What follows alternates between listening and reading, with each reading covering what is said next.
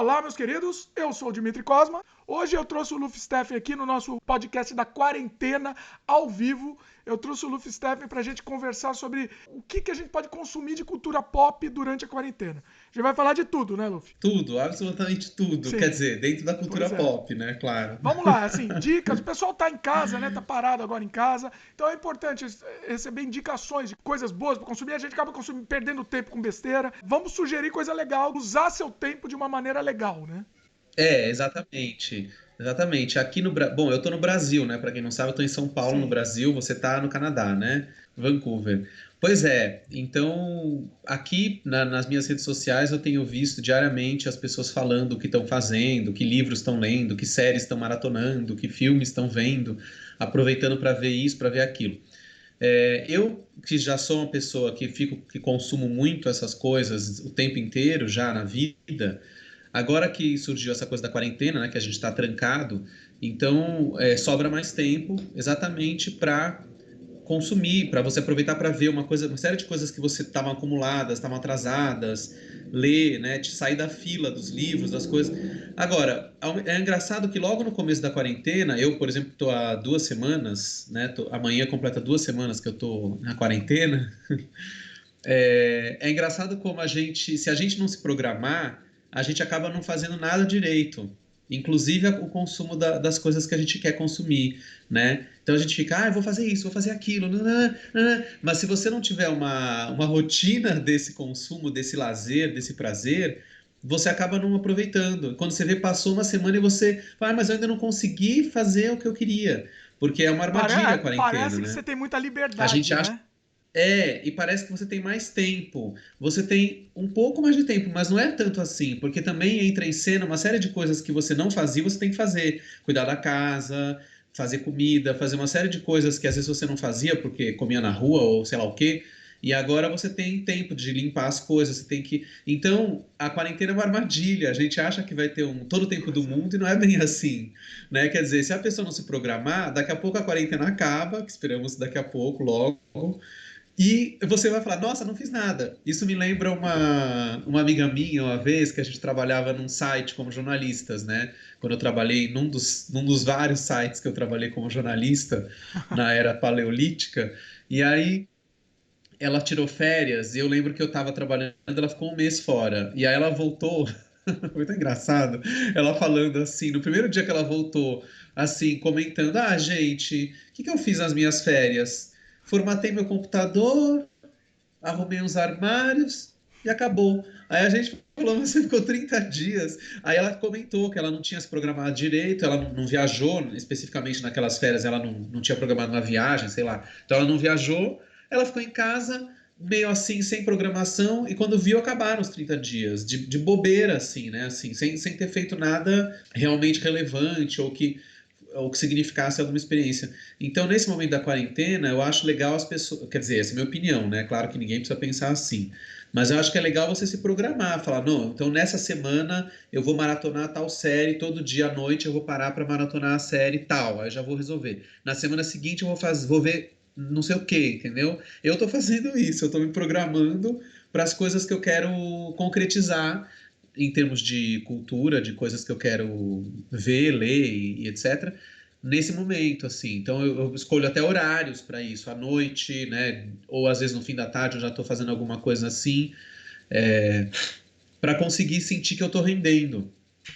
E não é fácil. Então por isso que eu disse, eu estou há 2 semanas e só agora que eu estou conseguindo entrar nesses eixos que eu quero entrar, né? Eu sinto que teve um processo de É, adaptação, né? principalmente se você não E tem, não mas está é isso. acostumado, né, a isso. Eu, por exemplo, eu sempre vivi na quarentena. Eu comento que, para mim, eu treinei a vida toda para isso. Hoje em dia, eu tô na Já minha, viveu na quarentena? não mudou nada para mim. E começa a ter. Eu também, eu sou muito caseiro, já de saída eu já fico muito em casa fazendo coisas, vejo muito filme em casa, vejo muita coisa, apesar de eu saía muito também, né? Mas eu já sou muito de ficar em casa pesquisando, estudando alguma coisa, eu gosto disso também.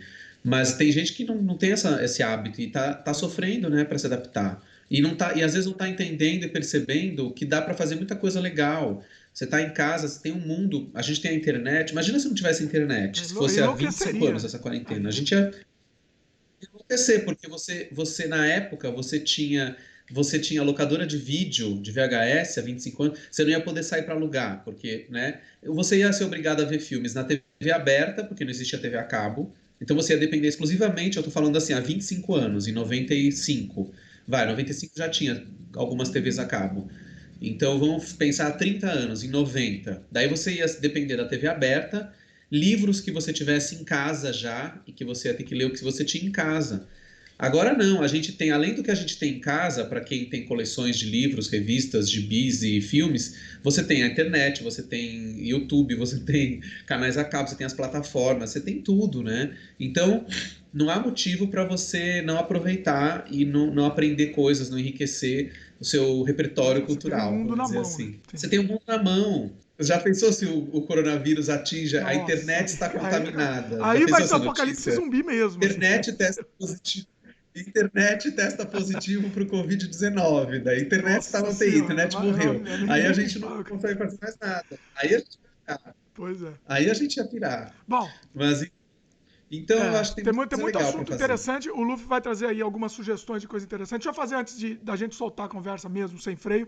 Deixa eu fazer só o jabá aqui do programa, rapidinho. A Uhum. gente está disponível, para quem não conhece, a gente está disponível em Sim, vídeo no sim. YouTube, no canal O Estranho Mundo de Dimitri Cosma, youtube.com/Dimitri Cosma, e também em áudio no Spotify, Apple, Google, Anchor, entre outros também. Você pode procurar, por exemplo, no Google e você digita Sem Freio Podcast, que você encontra a gente lá em várias plataformas, tá? Você pode aproveitar também e assinar o podcast, por exemplo, no Spotify, você clica seguir e aí você vai receber as notificações dos episódios novos que são lançados normalmente todas as terças-feiras. Durante a quarentena a gente tem episódios especiais para ter mais conteúdo aí para vocês, material extra, e tá sendo legal. Eu tô gostando, que o pessoal tá gostando bastante dessa ideia dos sem freio extra ao vivo, também interagindo com vocês. Então, tá sendo bem legal. Último recado aqui, escreva pra gente, se você estiver ouvindo em áudio, ouvindo em áudio é bom, né? Se você estiver ouvindo, você pode escrever pro semfreiopodcast@gmail.com, ou você pode comentar na própria página do YouTube. Mesmo se você estiver escutando em áudio, você entra depois no YouTube e comenta lá se você quiser também, que a gente vai responder futuramente. Olá, pessoal. Eu tive que fazer uma pausa aqui no podcast, porque esse programa ele deu um probleminha no áudio, um probleminha técnico. Então, o Luffy estava falando comigo via Skype e em alguns momentos o áudio estava desincronizado. A gente ouvia de uma forma, mas ele estava gravando de outra. Parece que às vezes um fala em cima do outro, mas é um problema técnico de retorno do som, né? Enquanto a gente estava conversando, esse áudio estava normal, mas depois que a gente foi ver a gravação, acabou um ficando um pouco em cima do outro. E como a conversa ficou muito boa, eu achei que valia a pena a gente compartilhar mesmo assim. Teve muitas discussões interessantes sobre diretores, sobre estilos de filme, quase uma aula de cinema. Então foi muito interessante. Então eu achei que mesmo com esse pequeno probleminha no áudio, valia a pena assistir e não compromete, né? O diálogo você consegue entender tranquilamente, né? Eu só peço para vocês relevarem esses momentos que às vezes acontece de um falar em cima do outro, ou antes do outro terminar, o outro já sabe que o outro vai falar, porque o áudio tá desincronizado, né? Então é isso, pessoal. Releve esse problema, mas o programa, mesmo assim, ele tá muito bom. Vale a pena ser assistido e escutado. E é isso. Agora fique com o programa. Espero que vocês gostem. Beleza? Luffy, vamos sem freio. Solta o freio e vambora. O que você pode recomendar aí pra gente? Qual a primeira recomendação que você tem aí? Bom, eu particularmente aconteceu o seguinte, antes de começar a quarentena, estava acontecendo aqui em São Paulo, no Cine Sesc, a mostra do Fellini, do Federico Fellini, uma retrospectiva completa do Fellini, porque são 100 anos de nascimento do Fellini, né? Ele nasceu em 1920, acho que em janeiro, né, de 1920, então completou 100 anos do nascimento do Fellini, esse grande cineasta italiano, que eu gosto muito, né, um mestre, né, do cinema mundial até hoje. E um dos poucos cineastas que virou adjetivo, né? Feliniano, né? Tem almodovariano, tarantinesco, são poucos os cineastas cujo sobrenome virou adjetivo. Hitchcockiano também. Fellini é um deles. Então tem muita coisa que a gente fala, nossa, que coisa feliniana, né? Eu Então virou um protesto, adjetivo. inclusive, porque não E existe aí eu o tava adjetivo para acompanhando. bunhoel. Bunhoelesco, alguma coisa assim, não existe, não sei. Mas não, mas eu já vi gente usando. Tem, aparece menos, mas Ah, é? tem Olha, bunhelesco. Eu já vi começar gente a usar também. escrevendo isso. Acho que tem bunhelesco. O Tarantinesco é muito, tarantinesco, que é muito, mais comum, e os outros é o Hitchcockiano, o Feliniano, sim. qual que foi outro que eu falei agora há pouco? Ah, eu também. Almodovariano tem também, né? Então, também que são sobrenomes que dá para transformar em Tem. adjetivo. Tem uns que não dá, né? Tem uns que é meio, por exemplo, Polanskiano. Polans, Polanskiano podia ser, ou Polanskinesco. Polanskinesco, né? Sei lá. Mas voltando ao Fellini, o Cine Sesc estava fazendo essa retrospectiva com os filmes do Fellini, que são 20 longas, né? O Fellini dirigiu 20 longas e 40 anos de carreira, ou seja, praticamente um filme a cada 2 anos, né? Se a gente parar para pensar. O primeiro filme é de 1950 e o último é de 1990, quer Teve dizer, uma. É.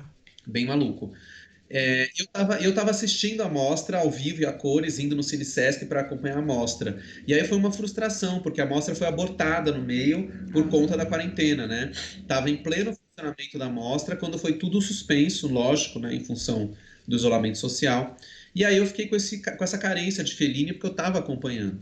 Aí resolvi continuar na minha casa e comecei a baixar os filmes, consegui baixar todos que faltavam em uma boa qualidade. E aí tô assistindo os filmes do Fellini. E ao mesmo tempo que eu assisto, eu tô acompanhando como leituras felinianas, que são esse livro, Tutto Fellini, põe dá para bem, ver bem. aí? Isso, bem no centro. Aí. Tutto Pera aí, afasta um pouquinho. Pra quem estiver vendo, Fellini. né? Ah, tá. Legal. Tudo Fellini. Tutto Fellini. Tutto Fellini é um livro, na verdade, ele é um catálogo praticamente. Ele é um livro que foi lançado em 2012 pelas edições Sesc, porque na época estava acontecendo uma exposição, não era uma mostra de filmes, era uma exposição de fotos e desenhos e esboços e coisas assim relacionadas aos filmes do Fellini. Uma exposição que aconteceu aqui em São Paulo, no Sesc Pinheiros, e no Rio de Janeiro, no Instituto Moreira Salles, né? Porque na época não existia o IMS aqui em São Paulo, lá na Paulista, que hoje existe, né?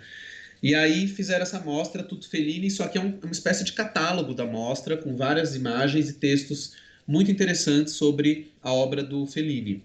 Então, quem tiver acesso, esse livro dá para ser encontrado, eu acho, via internet, porque ele foi lançado pelas edições Sesc. Então, a loja do Sesc, que agora não sei se está funcionando a loja virtual do Sesc, né? Mas ela existe, esse livro é do catálogo deles. Então, aqui eu estou vendo os filmes do Fellini e É acompanhando um pelo livro que livro, explica sobre o filme né? também, é E isso? um outro não exatamente sobre os filmes no sentido de resenhar cada filme, mas falar do universo do Fellini, um pouco das obsessões dele. Então é um complemento interessante para os filmes, né? E esse outro livro é o catálogo dessa mostra atual que estava tendo no Cine Sesc, que chama Fellini Il Pera aí, Maestro, né? mostra Dá aí para ver direitinho. Aí, assim? tá dando pra ver. Legal. Aí, pra pessoal que tá acompanhando em vídeo, Fellini legal.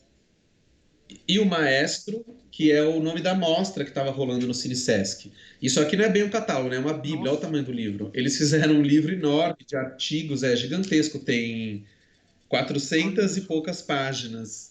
E aqui Olha. sim, a gente tem artigos gigantes, textos analisando o universo do Fellini. Eu confesso que esse livro eu ainda não comecei, estou tomando coragem para ler, mas eu vou tentar ler na Aproveitar, né? quarentena, 400 páginas.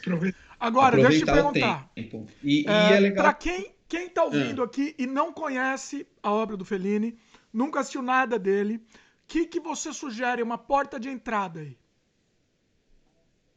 Difícil, difícil nossa, pergunta. é porque eu acho que depende da pessoa. Tem dois tipos de pessoas que eu acho que para entrar no universo do Fellini, por exemplo, se for uma pessoa mais cartesiana, como eu, por exemplo, que é mais metódica no sentido de, nossa, não conheço Fellini, nunca vi nenhum filme, só escutei falar, ou nem ouvi falar. Eu recomendaria começar na ordem cronológica, porque assim você vai entrando no universo do Fellini, como ele mesmo fez, a trajetória que ele fez nos filmes. Porque, por exemplo, os primeiros filmes do Fellini são mais normais, são mais realistas, né? Os primeiros é, 7 filmes dele, dos total de 20, são bem realistas, né? Eles são todos em preto e branco, inclusive esses 7 primeiros filmes. Eles estão ainda muito ligados ao neorrealismo italiano, né? Que é aquele cinema, aquela corrente cinematográfica italiana que veio no pós-guerra, né? No pós-segunda guerra, no final dos anos 40, e que revelou diretores como Roberto Rossellini e lançou pessoas como o próprio Fellini, ou Pasolini, ou Visconti, né? Grandes diretores italianos, que no neorrealismo de raiz, esse pessoal era roteirista, né? Eles ainda não estavam fazendo seus próprios filmes como diretores. É o caso do Fellini, né? Que roteirizou vários filmes Estavam do procurando a Rossellini e tal. linguagem da deles, né? Então, É. exato, procurando a linguagem. Quando essas pessoas começam a fazer seus próprios filmes como diretor, tanto o Visconti como... O Visconti nem tanto, porque ele começa nos anos 40 ainda, mas o Pasolini e o Fellini, que já são mais dos anos 50, né? Eles começam os primeiros filmes ainda bebendo na fonte do neorrealismo. Então são filmes em preto e branco, muitas filmagens nas ruas, locações, né? Não tem cenário construído, são locações reais, com atores desconhecidos, né? Não tem estrelas nesses filmes. Por quê? Porque eram filmes baratos, inclusive, né? Então, os primeiros filmes do Fellini vão nessa linha, né? Então, o primeiro filme, por exemplo, Mulheres e Luzes, que é um filme onde o Fellini dirige em dupla com um diretor chamado Alberto Latuada. Depois, o segundo filme do Fellini, que é O Abismo de um Sonho, já é um filme só do Fellini. E aí ele começa... Então, esses primeiros filmes do Fellini já tem um pouco a personalidade dele, essa coisa meio cômica, meio lúdica, personagens engraçados, embora muito realistas, uma influência do circo, uma coisa meio circense, já, mas ainda não tem a coisa delirante que o Fellini vai fazer depois, né? Quer dizer, a partir do oitavo longa dele, que é o 8,5, que é o último em preto e branco, esse filme é um filme de transição, porque daí é um filme, entre aspas, realista, mas já começa a ter os delírios. O personagem principal é um delirante, né? Que é o Marcello Mastroianni, que faz um alter ego do próprio Fellini, né? Um cineasta em crise que delira, tem vários sonhos, vários delírios, as obsessões com as mulheres, as várias mulheres que ele quer conquistar ou que ele já conquistou. Então o filme entra numa chave onírica. O 8,5 já é um filme galopante, delirante, onírico, quase psicodélico. Já não chega a ser psicodélico porque ele é um pouco antes da onda 63, né? psicodélica. 8,5 foi de 63. Então, 63. Exatamente, mas é um filme de transição, porque nesse filme ele mescla o realismo com o sonho, com a fantasia. No filme seguinte, que é o Julieta dos Espíritos, que é o primeiro filme colorido do Fellini, aí ele já vai quase pro delírio total. E o outro filme depois, que é o Satyricon, Aí abriu a porteira, aí né? pronto, aí soltou sem freio, aí ele foi sem freio, como diria você aqui no podcast. Pois Aí o é. Felipe fica sem freio e vai assim até o final com as maluquices, que aí aparece o que foi costumeiramente chamado de feliniano, mulheres grotescas, coisas esquisitíssimas, sonhos, animais, personagens bizarros, muita coisa estranha começa a aparecer nesses filmes. Então é aí que então se a pessoa for uma pessoa cartesiana, eu recomendaria ela começar pela ordem. Se for uma pessoa que quer se jogar logo no Fellini mais destravado, começa logo por Satyricon, ou Julieta dos Espíritos, ou Amarcord, alguma coisa assim, que são filmes já da segunda metade da carreira do Fellini, A né? Doce Vida Ou também acho que da é metade. uma porta de entrada boa também, né? Porque é mais normal. É mais normal. Sim. O Doce Vida é mais realista. Ele tem um filme de É. 3 horas de duração que, apesar de ser grande, ele é normal, ele é realista. O máximo que tem, mesmo dentro da história, os delírios que tem são dentro do realismo. Por exemplo, tem um pedaço. Ele é realista, ele não é um filme surrealista como o Fellini fica depois. Porque, por exemplo, tem a história das crianças que afirmam terem visto Nossa Senhora. Né? Elas viram Nossa Senhora Aparecida aparecer para elas. Mas isso tudo é contado de uma forma realista. A gente não viu se elas viram. Tudo leva a crer que as crianças estão mentindo, Fica no inclusive. ar, né? É. Elas são charlatãs. Fica no ar. Então é um filme realista, é um filme sobre o cotidiano, sobre a vida da época de 60. O filme é de 60. Mas não tem os delírios absurdos. Depois o filme vai ficando absurdo, cada vez mais absurdo. E isso que vai sendo um dos grandes charmes dele, né? Então é isso. Mas de qualquer forma, o Fellini eu acho um grande cineasta que vale a pena a qualquer momento. É um grande mestre, né, do cinema e atual e tá atualíssimo. Inclusive um filme dele chamado Roma de Fellini, né, que é de 72, é profético, porque eu revi o filme agora nessa fase e eles tem um pedaço que eles falam um negócio de doença, de epidemia, uma Olha, coisa assustadora em caramba. Roma, né? Que sendo que a Itália, como a gente sabe, infelizmente, é um dos países mais afetados hoje pela pandemia. Então, o filme de 72 do Fellini já se atreve a dar uma profetizada. Eu não lembro agora exatamente o que eles falam, mas é uma frase que o personagem fala. Essa cidade está infectada, vai acabar. Um negócio assim. E aí eu fiquei muito assustado quando eu vi. Eu falei, gente, olha como a arte está sempre lançando coisas que depois. É incrível isso, né? As obras de arte arte, como elas têm esse poder, né? Livros, né? Filmes, artes plásticas, música. Sim. Quando você vê num outro Então é isso. O que contexto e mais você tá quer saber? dentro daquele contexto, é uma coisa, explode a cabeça mesmo. Aí você vê como a arte é imortal, realmente. A arte é imortal, né? Você fala, olha o que os caras fizeram, né? O Fellini morreu em 93, já são 27 anos, ele morreu em novembro. Eu acho que foi em novembro de 93. Então, 26 para 27 anos. E a obra dele tá viva, né? Pois é. Isso é muito Não, muito bom, bacana. muito bom. Eu queria Mas que conhecer mais? Que mais mais o você Fellini. Eu acho que eu assisti os mais conhecidos. Eu queria conhecer esses mais obscuros. Assim, eu não. É que o Luffy é sensacional que tem uns ele faz a obscuros. maratona. Ele começa a assistir, ele assiste na sequência todos. Isso é bom, tem que ser. É verdade. Aliás, a gente ainda vai fazer um podcast Pois só é, para falar do dá um teaser aí, Polanski, né? Que a exatamente. gente Estamos combinou. planejando só sobre o O Polanski. Polanski, é, só sobre o Polanski. O ano passado eu maratonei o Polanski, no segundo semestre do ano passado. Também é um cineasta que, se não me engano, são 21 longas, ou seja, quase o mesmo número do Fellini. Agora lançou o 22º longa dele, né? Que é o Oficial Espião, que eu não vi, que eu planejava ver nos cinemas, mas acabou o cinema, acabou tudo por causa da quarentena. Eu não sei se eu baixo o filme ou se eu espero Você não sabe acabar a se. E a quarentena, gente mas já é o tá na novo filme chuva dele, mesmo. Esse filme é assim, uma coisa já importante deve também, a gente não estar. tá nem falando de pirataria. Porque assim, filme assim, não tem nem como você É, assistir. Se você quer assistir legalmente, nem tem. Né? Sim. exato. Eu não estou aqui defendendo a pirataria, lógico. Eu estou defendendo que a Pois gente é. tem acesso às coisas, né? Então, por exemplo, no caso do Fellini, as pessoas, mas por que que não tenta ver nas Não tem. plataformas? Mas não tem os filmes, né? Por exemplo, tem plataformas, essas muito famosas, às vezes todo mundo ama, mas quando você vai ver, não tem filme antigo, não tem filme de arte, não tem, né? Ó, Então vou você te não dar tem uma dica opção aí, às Luffy. Vou vezes. te dar uma Você dica de tem uma que procurar. plataforma. Uma plataforma muito boa, de graça. Só tem propaganda, eventualmente, no meio dos filmes, assim. Não é nem muito, nem prejudica. Chama Tube TV. Já conhece? Já ouviu? Tudo em TUBI TV? TV. Não. Procure isso daí. Eu não sei como que é no Brasil, o catálogo que tem no Brasil, Tá. mas o catálogo que tem aqui é muito bom em filmes mais clássicos. Muito bacana. Mas tem a ver com a Mubi Acho que não. TV, porque aqui tem o Acho que não tem Mubi. nada a ver. TU, Mubi TV, Mubi TUBI TV. TV. Aqui tem o Mubi, ou aqui, quer dizer, no mundo, sei lá, mas a gente às vezes consome Mubi, MUBI, que é uma coisa de filmes de arte, filmes alternativos, filmes cults, que eles colocam, o filme fica disponível por 30 dias, é uma coisa assim. Aí E é você de depois graça ele também? some do catálogo. Então a cada mês Hum, não, acho que é pago, mas não é legal, boa caro. dica. Então as pessoas estão vindo muito Mubi. É uma opção Inclusive, assim, interessante. o Tube, Mas que eu acho eu que não falo, tem nada a ver, parecido só o nome, mas esse Tube tem inclusive filme brasileiro. Tem filme brasileiro. Eu achei bem legal, ótimo. vale a pena. Então às vezes você não tem opção. Ou você fica nas mãos das plataformas, das que se atrevem a colocar coisas mais cults, ou você tem que baixar os filmes. Então, É. né?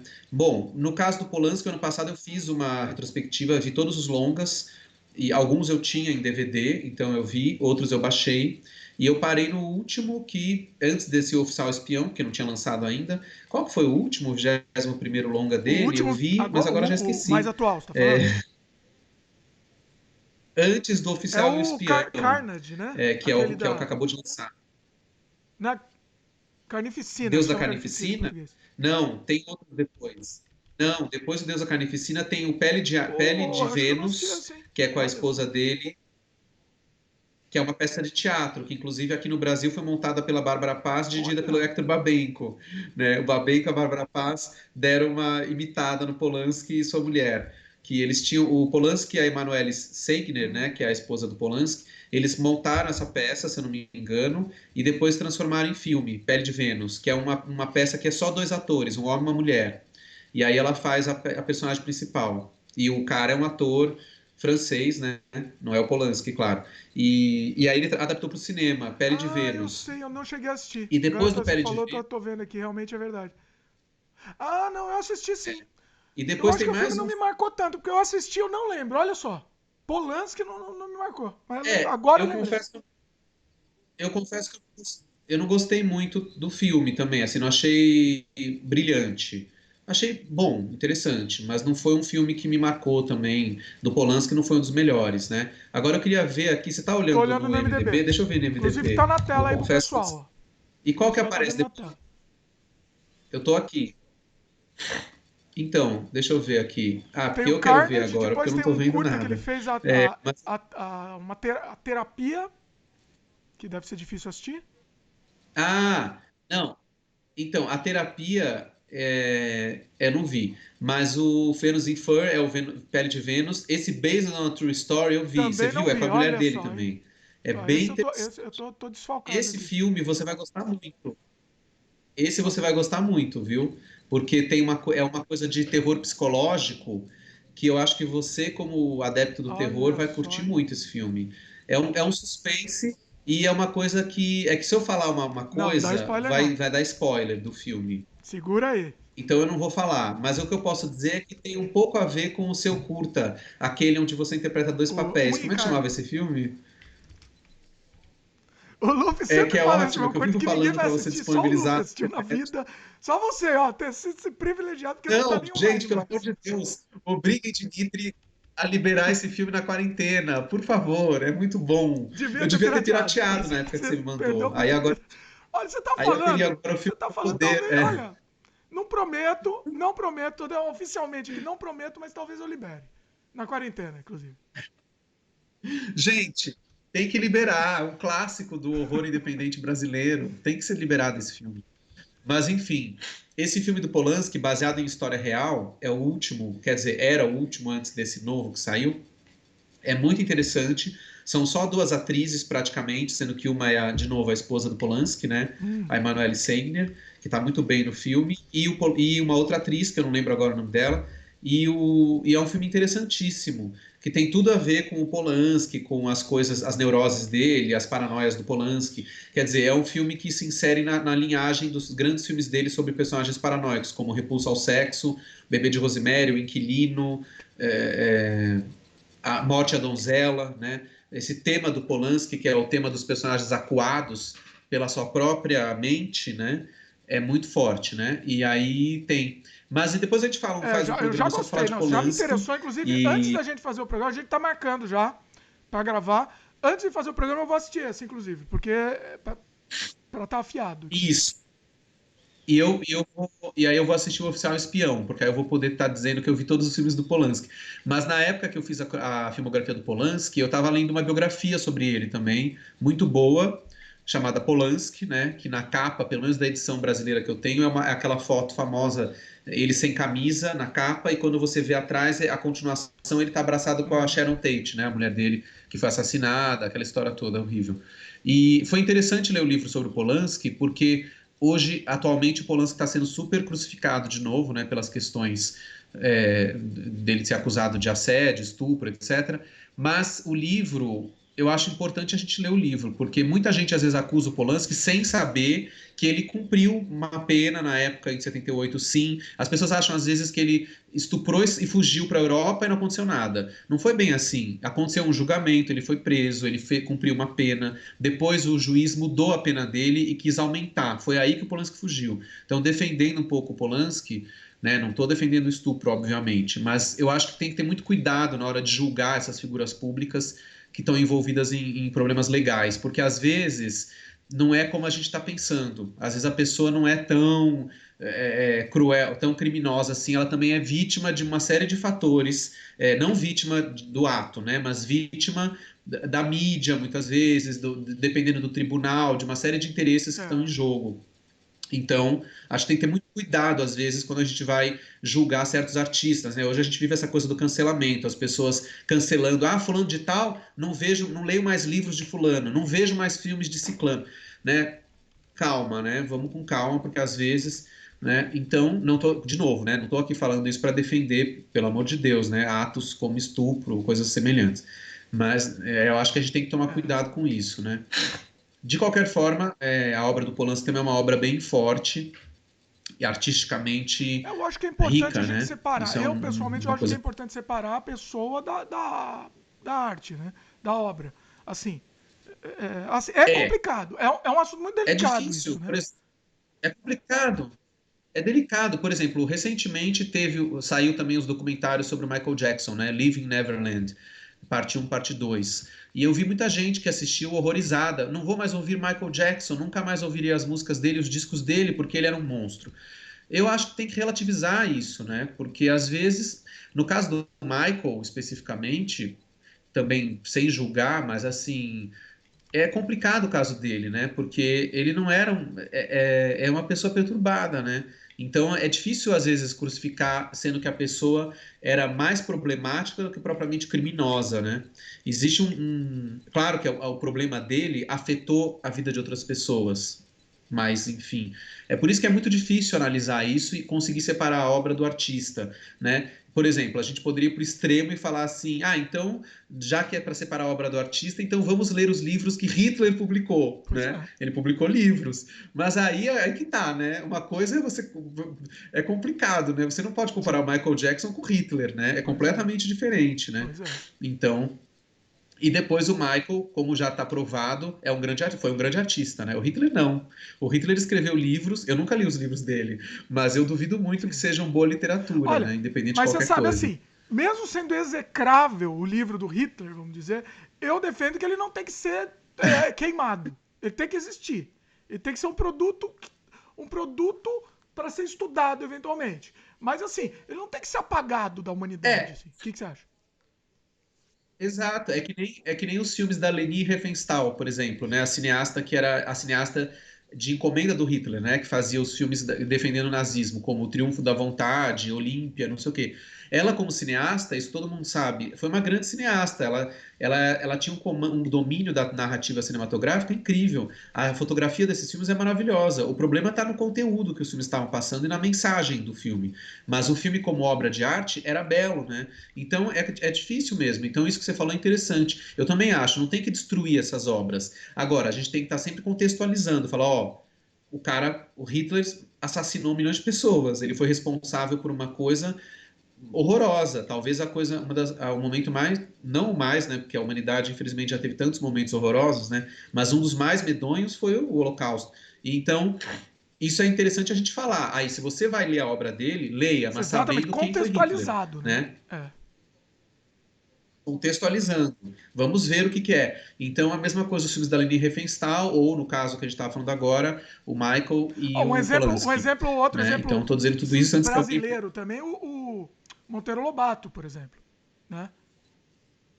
Exato, Monteiro Lobato, que as pessoas queriam apagar dos livros dele as menções que ele faz a tia Anastácia, como chamando ela de negra, não sei o que lá. Eu acho que é errado. É que nem o Tom Sawyer, né? O famoso livro do Mark Twain, As Aventuras de Tom Sawyer, que eles queriam trocar também, porque o Tom Sawyer é uma criança que mora numa fazenda. É meio Sítio do Capão Amarelo, um pré-Sítio do Capão Amarelo, né? E também tem essa questão dos negros como escravos, quase, ali no caso escravos, eu acho mesmo. Ainda era escravidão, ou era o pós-escravidão? Porque no caso do Monteiro Lobato já não tinha mais escravidão, né, no Brasil. Oficial, né? Quer dizer, não tinha Ainda oficial, temos. né? Mas já tinha, ainda temos. Mas, de qualquer forma, tentaram, não sei se chegaram a fazer isso nos livros do Mark Twain, do Tom Sawyer, se foram apagadas essas menções aos negros no livro, e no caso do Monteiro Lobato tentaram fazer isso também. Eu sou contra. Eu acho que, inclusive, o Spielberg e George Lucas também, eu acho, às vezes eles forçam a barra, né? Não sei se você viu que o Spielberg, não sei se ele chegou a fazer isso também, mas no ET eles iam limpar o filme, porque naquela hora que as bicicletas voam no final, a polícia está com armas apontadas para as crianças e aí eles voam, né, para escapar. E aí não pode apontar arma para criança. Pô, mas eu acho que tem que deixar a cena ali. Era assim que eram feitas as coisas em 82. A polícia apontou arma para aquelas crianças. Você vai tirar as armas? Né? É que nem o George Lucas, que deu uma limpada na trilogia Star Wars, né? Fez uma série de interferências tecnológicas para dar uma ligeirizada. Por exemplo, a famosa cena do primeiro filme da saga, Uma Nova Esperança, quando o Han Solo atira num personagem que foi cobrar dele um dinheiro Sim. naquele boteco, né? E aí eles inseriram uma cena do Han Solo atirando primeiro, né? Quer dizer, do monstro sacando a arma primeiro para fazer com que o Han Solo tenha atirado em legítima defesa. Isso é absurdo, porque o legal do personagem é que ele era, no começo do filme, ele é um mercenário mesmo, Isso ele é um definiu o bandoleiro. personagem, E aí né? ele atira no bicho Pois mesmo. é. Isso definiu o personagem. E aí eles dão uma limpadinha no personagem agora para o personagem ficar politicamente correto. Tipo assim, ele atirou no bicho porque o bicho sacou a arma primeiro. Mas o legal era isso, ele tinha sacado de primeira. Né? Então, assim, não defendendo a violência, o assassinato, mas eu acho que essas obras de arte, elas devem permanecer como são, porque elas são um retrato da época em que foram feitas. É claro, a gente vai contextualizar hoje quando for ver, mas não adulterar a obra, né? Para higienizar, porque aí você está enganando, você está adulterando realmente. Você está dizendo, não, eu não fiz isso, foi assim que aconteceu, mas não foi, tinha sido de outro jeito, né? Não, mas é Olha até onde a nossa interessante. discussão foi Inclusive, parar, que o coisa louca. Spielberg, você falou do ET, o Spielberg se arrependeu do que ele fez com o ET. Ele falou que ele não faria de novo, se arrependeu de ter feito, de ter mudado, né?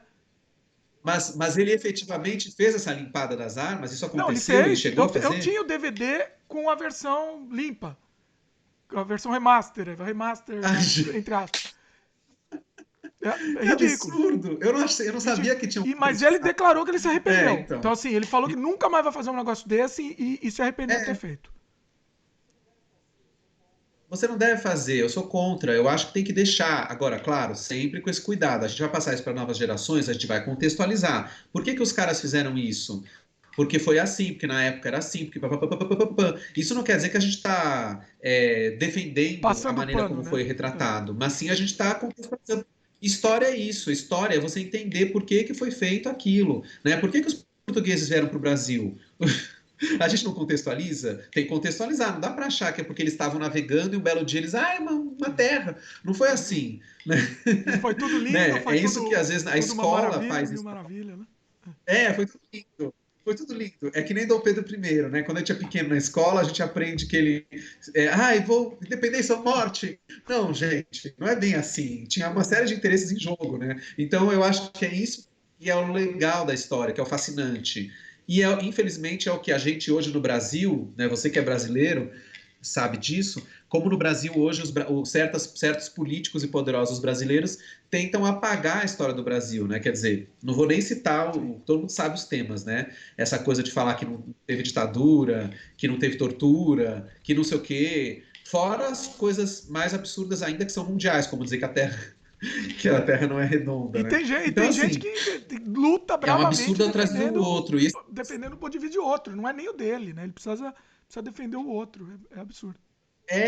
Então as pessoas ficam tentando apagar a história, isso é muito grave, é muito triste. A história não pode ser apagada, né? A história tem que ser sempre recontada e relembrada, né? E por isso que essas coisas que a gente falou agora do Fellini, do Polanski, de rever essas filmografias de pessoas que algumas já não estão mais aqui, como é o caso do Fellini, é interessantíssimo que você está estudando história, porque os filmes do Fellini, nesse período de 40 anos que ele filmou, são um reflexo da sociedade moderna daquele período, porque tudo que aparece ali é uma crítica à sociedade burguesa, né, que o Fellini faz, principalmente aos ricos, e também às classes médias, né, digamos assim. Né? O Fellini são esses os personagens, a burguesia, a classe média, né? E certas críticas que o Fellini fez são atualíssimas, né? A gente ainda vê pessoas ricas agindo daquela forma, né? O mundo dos ricos, dos mecenas e tal, que ele mostra muito bem no Doce Vida, no 8,5, depois no... Qual outro que vai ter muito isso? Ginger Fred, talvez. Enfim, então é interessantíssimo, né? Mas eu acho que é isso. O legal é a gente estudar a história dessa forma, ver filmes. É muito, muito legal ver filmes como... Eu acho que o filme... Outro dia eu vi essa frase, não lembro agora quem que falou essa frase. A pessoa era alguém de cinema, né? Que estava dizendo que os documentários, todo filme documentário não deixa de ser uma ficção, porque a partir do momento que você cria um documentário, você está criando um universo, mesmo sobre uma coisa real, ele vira uma ficção. E os filmes de ficção não deixam de ser documentários, porque eles são documentários sobre a época em que eles foram feitos e sobre o próprio ato de se fazer aquele filme, né? Quer dizer, fazer um filme você assistir um filme de ficção, você está também assistindo um documentário sobre aquele filme, entendeu? Como que eles fizeram aquilo. Porque o tempo todo você está pensando, como é que ele fez isso, né? Então, por exemplo, Tubarão, do Spielberg, que é um outro filme que eu revi recentemente. É muito louco você ver tubarão, porque você fica o tempo inteiro pensando como que ele fez isso. Você já sabe que ele não mostra o tubarão direito, não por escolha propriamente, mas porque o Sim. tubarão era mal feito, né? Era um boneco feio, que não funcionava. Então eles começaram a cortar todas as cenas do tubarão para não mostrar o bicho, porque o bicho estava feio, né? Feio no sentido de Sim. mal feito, tosco, né? O tubarão não provocaria terror, provocaria graça, porque ele era É. mal feito, era um boneco. E aí eles resolveram mostrar o tubarão o mínimo possível. E é isso que cria o pânico, porque a gente não vê Sim. o tubarão direito, né? Nunca. Ele Só tava no muito fim, olha apreensivo naquela lá. hora que aparece o Então, tubarão. Sabe aquela hora que aparece mesmo o tubarão no filme? Que tá, é, o Martin Brody tá jogando a isca. Aí é que ele repara, tá jogando e o isca. Spielberg, nessa É, hora, ele, no cinema, ele falou que ele prendeu a respiração, assim, porque ele achou que todo mundo ia rir nessa hora, né?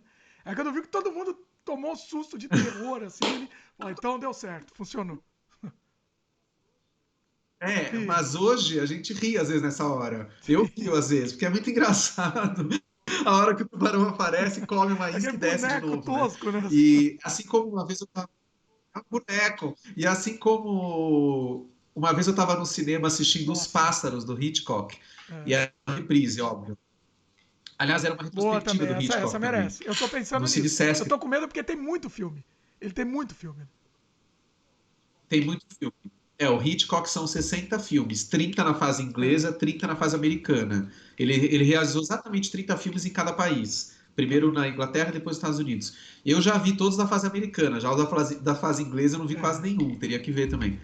Mas enfim, eu tava vendo Os Pássaros num cinema e tava cheio o cinema. E aí Os Pássaros é um filme tenso, claro, os pássaros atacam a cidade, não sei o que, não sei o que lá. Só que aí teve uma cena muito engraçada. É uma cena que as crianças fogem da escola e os pássaros vão atrás, bicando as crianças no meio do caminho. E aí a plateia começou a rir. Foi muito engraçado, porque é engraçado às vezes, né? Claro, é um filme de suspense, é um filme. Os Pássaros É. é praticamente um filme de terror. Mas você vê hoje certas cenas dos pássaros são engraçadas, não para ridicularizar o filme, mas porque você vê aquilo de uma maneira tão, às vezes, distanciada hoje, né? Que se torna engraçado, se torna Tecnicamente não lúdico. E funciona, você né? ri ao mesmo tempo. Não funciona, infelizmente, né? Filme que se prendia muito na técnica, né? Do efeito especial, então não funciona hoje em dia.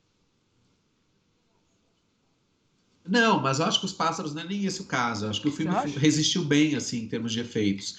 Mas é porque é tão bizarro você ver aquela cena dos pássaros bicando as crianças que acaba sendo engraçado, né? Um pouco. Tem um certo sadismo, né? Porque a cena. O próprio filme dos Sim. pássaros é um filme sádico, porque você vê os pássaros, às vezes, fazendo as pessoas sangrarem, né? Você vê algumas vítimas que morreram, que os pássaros furaram os olhos das vítimas, elas estão lá mortas. Então, quer dizer, é assustador, mas ao tempo é engraçado, né? Então, no caso dos pássaros, e do tubarão também, tem um pouco a ver com essa coisa do filme B, né? O filme B, ele é engraçado por natureza. O filme de terror B, alguns do Zé do Caixão, por exemplo, né, do José Mojica Marim, são engraçados, não desrespeitando o filme, mas porque é muito engraçado os recursos que ele conseguiu usar, né? São engraçados. Então, os pássaros e tubarão são exemplos também de efeitos, porque tem bonecos mecânicos, os pássaros são mecânicos, né? E tem alguns que acho que são filmados em back projection, enfim, né? Que o Hitchcock fazia muito isso, né? Filmar com back projection.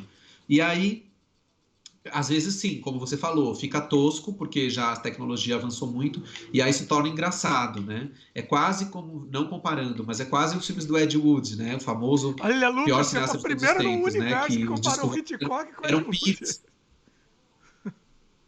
Não, não é isso, pelo amor de Vão Deus, te antes que alguém me crucificar. crucifique, me cancele aqui. Não é isso.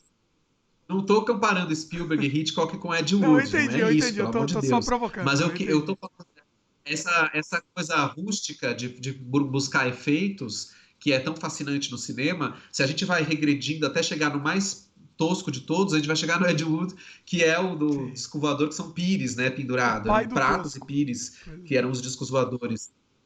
É o pai do tosco. Então, assim, é engraçado, né, como a gente faz. O cinema é muito fascinante nesse sentido, né? Como você vai fazer aquilo acontecer?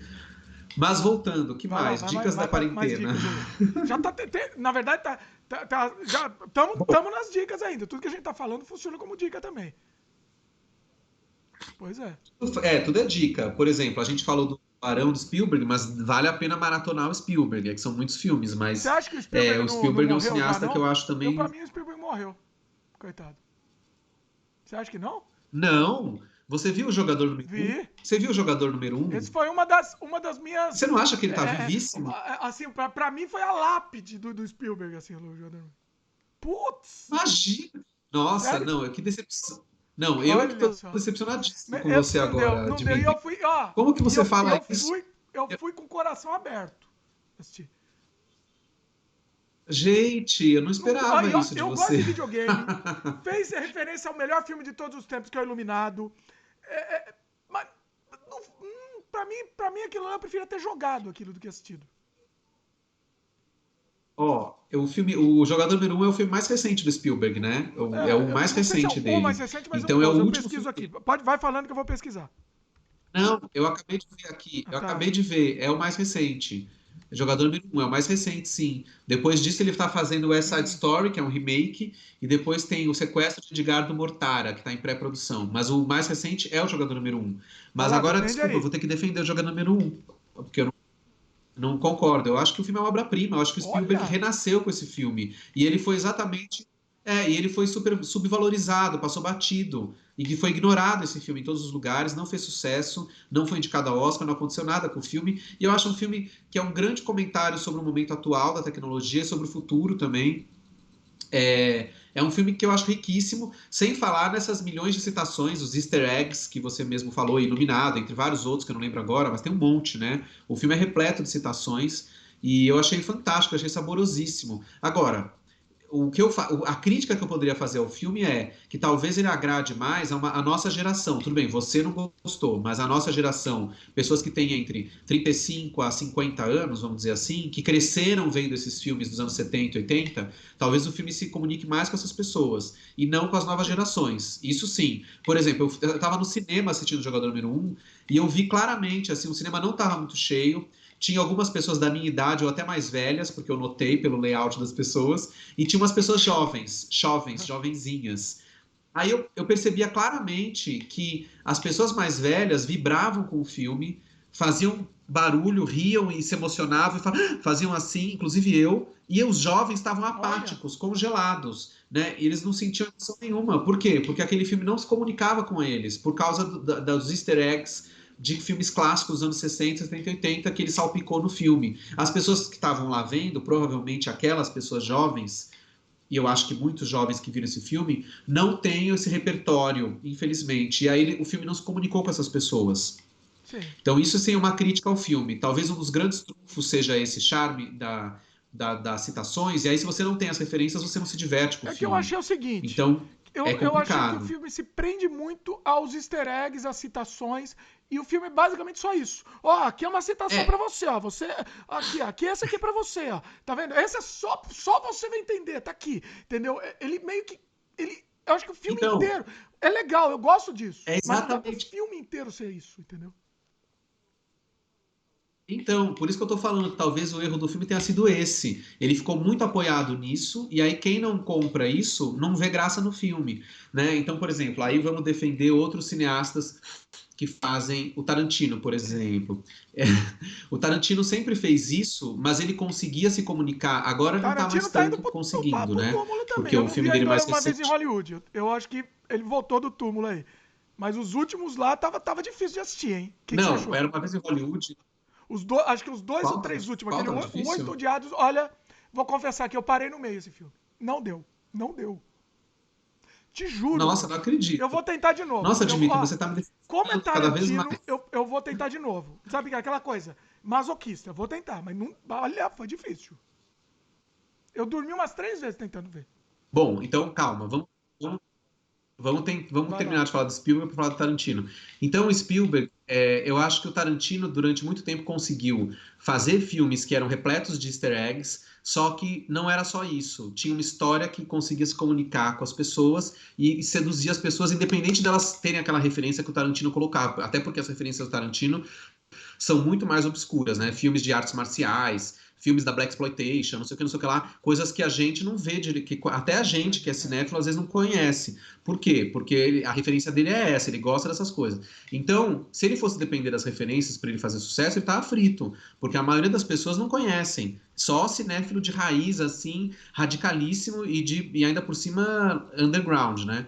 Que é o caso do Tarantino. Desculpa, um parênteses. Então, os filmes dele, ele conseguia mas no fazer caso do Tarantino, as referências não são o foco do filme. É exatamente o que você está falando. Não é o foco. É um brindezinho, entendeu? Não é o foco. Exatamente. Ele usa isso para criar uma tapeçaria para contar a história que ele quer contar, né? Agora, no caso do Spielberg, o que aconteceu no Jogador Número 1 foi isso. Faltou uma grande história. Por exemplo, eu não li o livro Jogador Número 1, então eu não sei como é que é. É baseado no livro, né? Teria que ler o livro para ver se o livro tem uma história. As pessoas falam que o livro é muito melhor. Eu não entendo. Mas tem... Porque assim, se tivesse um videogame então, daquele não filme, é que vai, o livro, não é que vai ter. Que eu vou ler, né? O livro já existia. É tudo visual. É visual. Calma, teria que ler o livro. Sim. O livro já existia. E aí ele pegou e transformou em filme. Teria que ler o livro para entender. De qualquer forma, o filme ficou assim, é o que você falou, a parte dos easter eggs passou na frente da história e virou o grande charme. E aí, por conta disso, o filme talvez tenha ficado desinteressante para a maioria das pessoas que não compraram o desfile de easter eggs. Por exemplo, eu vou citar um outro exemplo que aí eu acho que o Speed Racer. Você viu o Speed Racer, dirigido pelas irmãs Wachowski? Na época, não sei se já era Wachowski. Olha, hoje são irmãs Wachowski. Foi difícil também. Racer, por exemplo, o que você achou? Nossa, Dimitri, a gente tá muito diferente eu tô dos cada gostos, vez hein? menos... Eu não tô mais com paciência pra assistir esses filmes de explosão, de correr. Eu tô velho, então eu gosto de filme de velho agora. Mas o Speed Você Racer me falou não do Fellini, me interessou, tô com vontade de assistir mas tudo. Mas não é isso. Agora, esses filmes de explodindo, Peraí. Tô cansado, Tá bom, mas velho. agora... Peraí, deixa eu só fechar. Vai lá. Eu preciso fechar a porta do outro Vai quarto lá, aqui, então. porque tá barulho. Peraí, só um minuto, eu já sabe volto. que faz ao vivo aqui. Que funciona assim. Vou esperar o Luffy voltar. Mas o que eu tava falando, né? Não sei se o Luffy tá ouvindo, mas assim, eu não tô mais paciência. Esses filmes de explodir Já coisa. voltei. Não, mas não é esses filmes de explodir coisa. tudo. Peraí, não calma. é de propósito, tá? Mas me dá sono, eu durmo. Eu não consigo ficar acordado. Mas peraí. Vai lá. Tá bom, mas deixa eu falar agora em defesa desses filmes. Speed Racer não é um filme de explodir coisas, não é isso. Você não pode reduzir o filme a isso. Você tá falando do Speed Racer como se ele fosse um Transformers da vida, como se ele fosse esses filmes Velozes e Furiosos 9. Não é nada disso. Que é? Não é. Veja o filme, se você conseguir ver. O Speed Racer é um filme incrível, porque, na minha opinião, porque as irmãs Wachowski conseguiram pegar um desenho animado que já era um ícone, né, de várias infâncias das pessoas, então pegaram aquilo, conseguiram transformar o universo visual do Speed Racer em termos de cores e texturas, tudo que a gente vê no desenho, eu acho que conseguiram passar para o live action sem perder qualidade, ou seja, você reconhece os códigos do Speed Racer.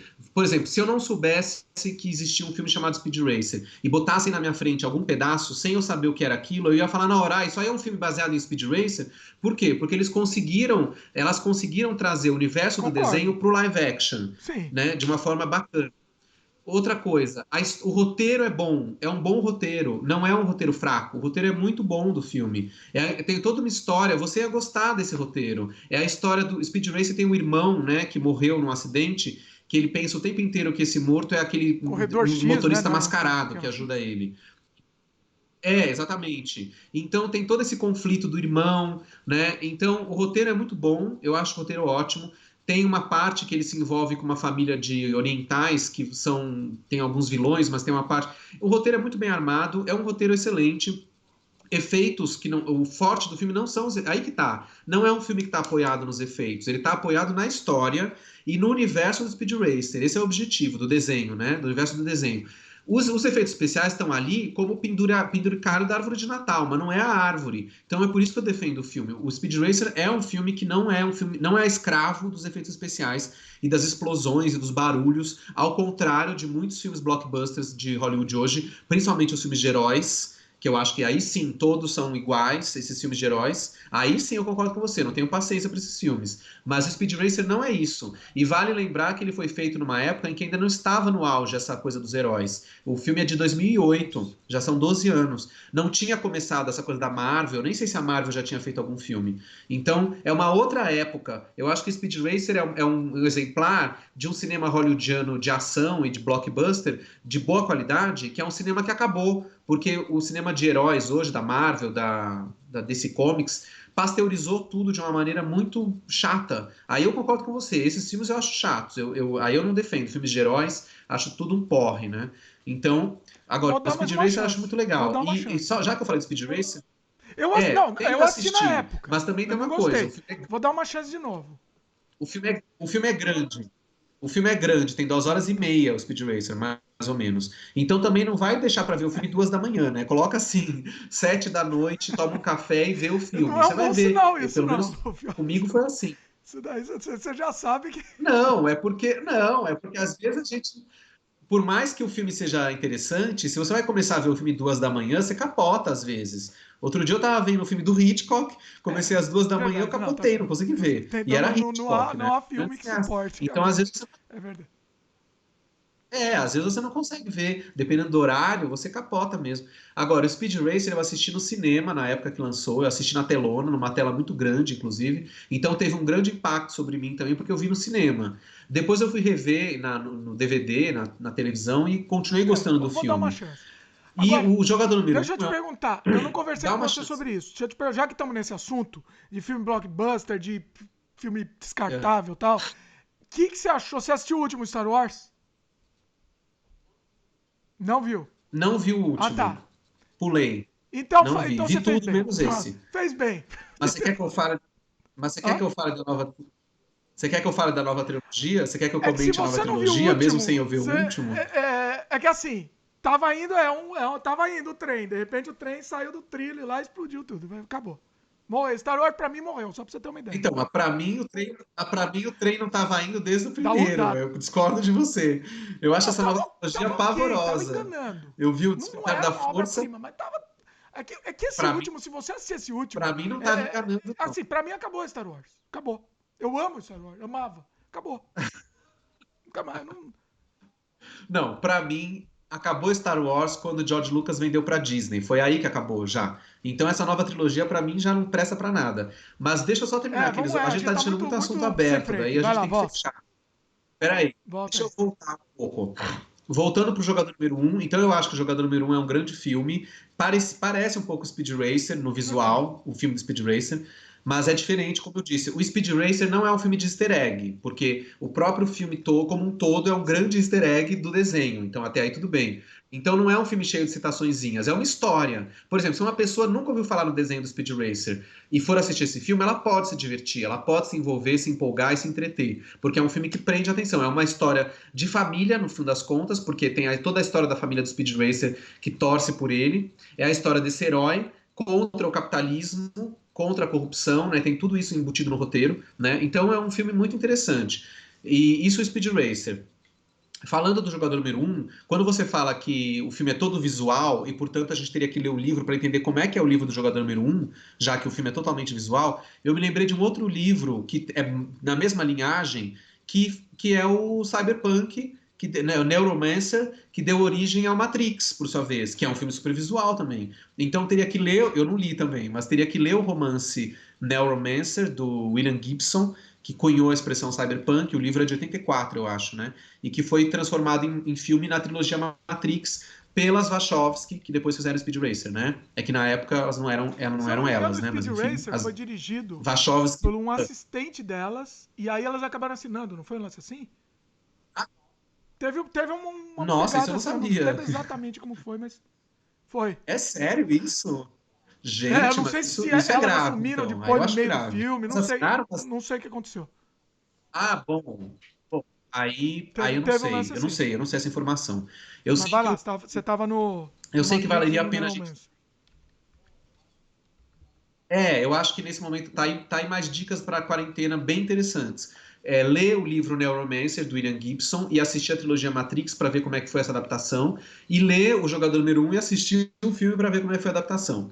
Agora, só para falar do Spielberg, eu acho ele um grande cineasta, claro que é um cineasta, como ele dirigiu muitos filmes, por exemplo, a gente fala do Polanski e do Fellini, cada um dirigiu 20 longas. A gente fala do Almodóvar, também dirigiu 21, 22. É mais fácil para esses diretores, não estou desmerecendo eles, mas eles dirigiram 20 longas, eles conseguem manter uma unidade, uma qualidade maior dos filmes entre si. Já o Spielberg dirigiu 50. Então, é difícil. Tem filmes que ele fez que são puramente comerciais e que são fracos. Né? Então é muito montanha-russa o Spielberg em algum momento da carreira dele. Acho que nos anos 70 ele é muito bom, mas depois ele vira montanha-russa. Né? Ele fazia acordo. Eu vou fazer esse pipocão aqui pra vocês, depois você deixa eu fazer esse filme que eu quero. É mais ou menos isso, né? Exatamente. Tudo bem, são escolhas dele. Mas eu acho o Spielberg um grande diretor. Eu não acho que ele tá decadente. Eu acho que o Jogador Número 1 provou que ele não tá morto. Para mim, ele tá vivo. Eu acho que toda essa safra da nova Hollywood, né, os meninos de ouro da nova Hollywood do cinema americano, que são, primeiramente, o Scorsese, Coppola, Brian De Palma, Spielberg, o próprio George Lucas. Esqueci alguém dessa safra? Não, esses são os principais, né? Coppola, Scorsese, De Palma, Spielberg, George Lucas, e tem os digamos, menos reconhecidos como Paul Schrader. Tá, né? Inclusive. Não, mas ele voltou a filmar também agora, ele fez um filme novo também que eu não vi, mas ele ficou um tempo sem fazer, mas agora ele voltou. Ele estava atacando muito os Estados Unidos, tal, caíram de pau nele, e aí ele acabou ficando meio em off um tempo, né? Que foi um filme muito bom, inclusive. O De Palma, estamos falando, né?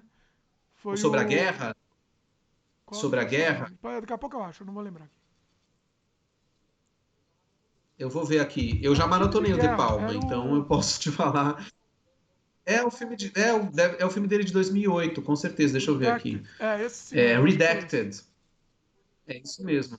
Depois ele fez Passion, que é uma coisa meio lésbica, parece, e Domino, que é o novo que eu não vi. O Passion eu também não vi. E agora, olha, já tá com 2 filmes em pré-produção, então ele tá voltando. Bacana, hein? De Palma é coisa linda. Esses cineastas, o De Palma, Scorsese e Coppola, estão todos praticamente com 80 anos de vida. Acho que o De Palma vai fazer 80 esse ano. Já o Spielberg e George Lucas são um pouco mais novos, né? Tem 74, por aí. Então são um pouquinho mais novos. Mas é a geração nova Hollywood que a gente chama. Então eu acho que eles estão vivos, são cineastas vivos, né? Não, o George Lucas não. Esse não tá vivo porque, inclusive, ele morreu faz tempo, mas o Spielberg eu gosto muito dele e acho que ele sempre vai ter sempre o meu respeito. A não ser que ele faça alguma bobagem, tipo apoiar o Trump ou coisa parecida. Mas ele fica fora dessas coisas, Aliás, né? eu nem sei ele se é daqueles isentão, né? Ele fica fora. Mas nos anos 90, acho que ele apoiou o Clinton. Naquela época, várias celebridades de Hollywood apoiaram o Clinton, né? Como Sigourney Weaver, enfim, vários. Mas, de qualquer forma... Mas também não tem comparação Clinton com Trump, né? Enfim, é bem diferente. Mas, de qualquer forma, o Spielberg eu acho que é um cineasta que merece sempre ser olhado com atenção e com respeito. Claro, a gente vai ver um filme, se for uma droga, você fala, nossa, realmente o Spielberg pisou na bola.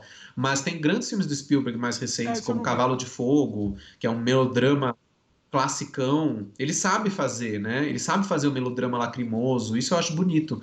Né? Ele se reporta a esses diretores antigos como John Ford e tal, Howard Hawks, né? Esses grandes diretores do cinema americano dos anos 30, 40, que o Spielberg cresceu vendo esses caras, né? Agora, o George Lucas, o problema dele foi esse, ele vendeu para Disney Star Wars, eu acho que a partir daquele momento descaracterizou. Por exemplo, a nova trilogia, essa do Despertar da Força, qual que é o nome do outro filme? Os Últimos Jedi? O segundo filme.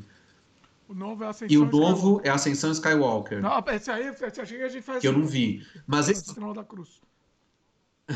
Agora, o Despertar da Força e Os Últimos Jedi, pra mim, a sensação que deu quando eu assisti, sabe qual era? Não é Star Wars, só tem a musiquinha e o logotipo do início. O resto não é. Parece um filme de herói qualquer. Eu não senti a marca do George Lucas. Eu acho que o George Lucas, ao vender pra Disney, ele cometeu um grande erro porque a Disney não consegue botar o temperinho. Quem tinha esse tempero na mão era o George Lucas, não adianta. Só ele sabia o segredo. Tanto é que a segunda trilogia, aquela trilogia lá que não é grande coisa também, o Ataque dos Clones, não sei o que lá, como é que chama? Ameaça Ataque Fantasma dos Clones, Ameaça Fantasma e e a Vingança do Sith.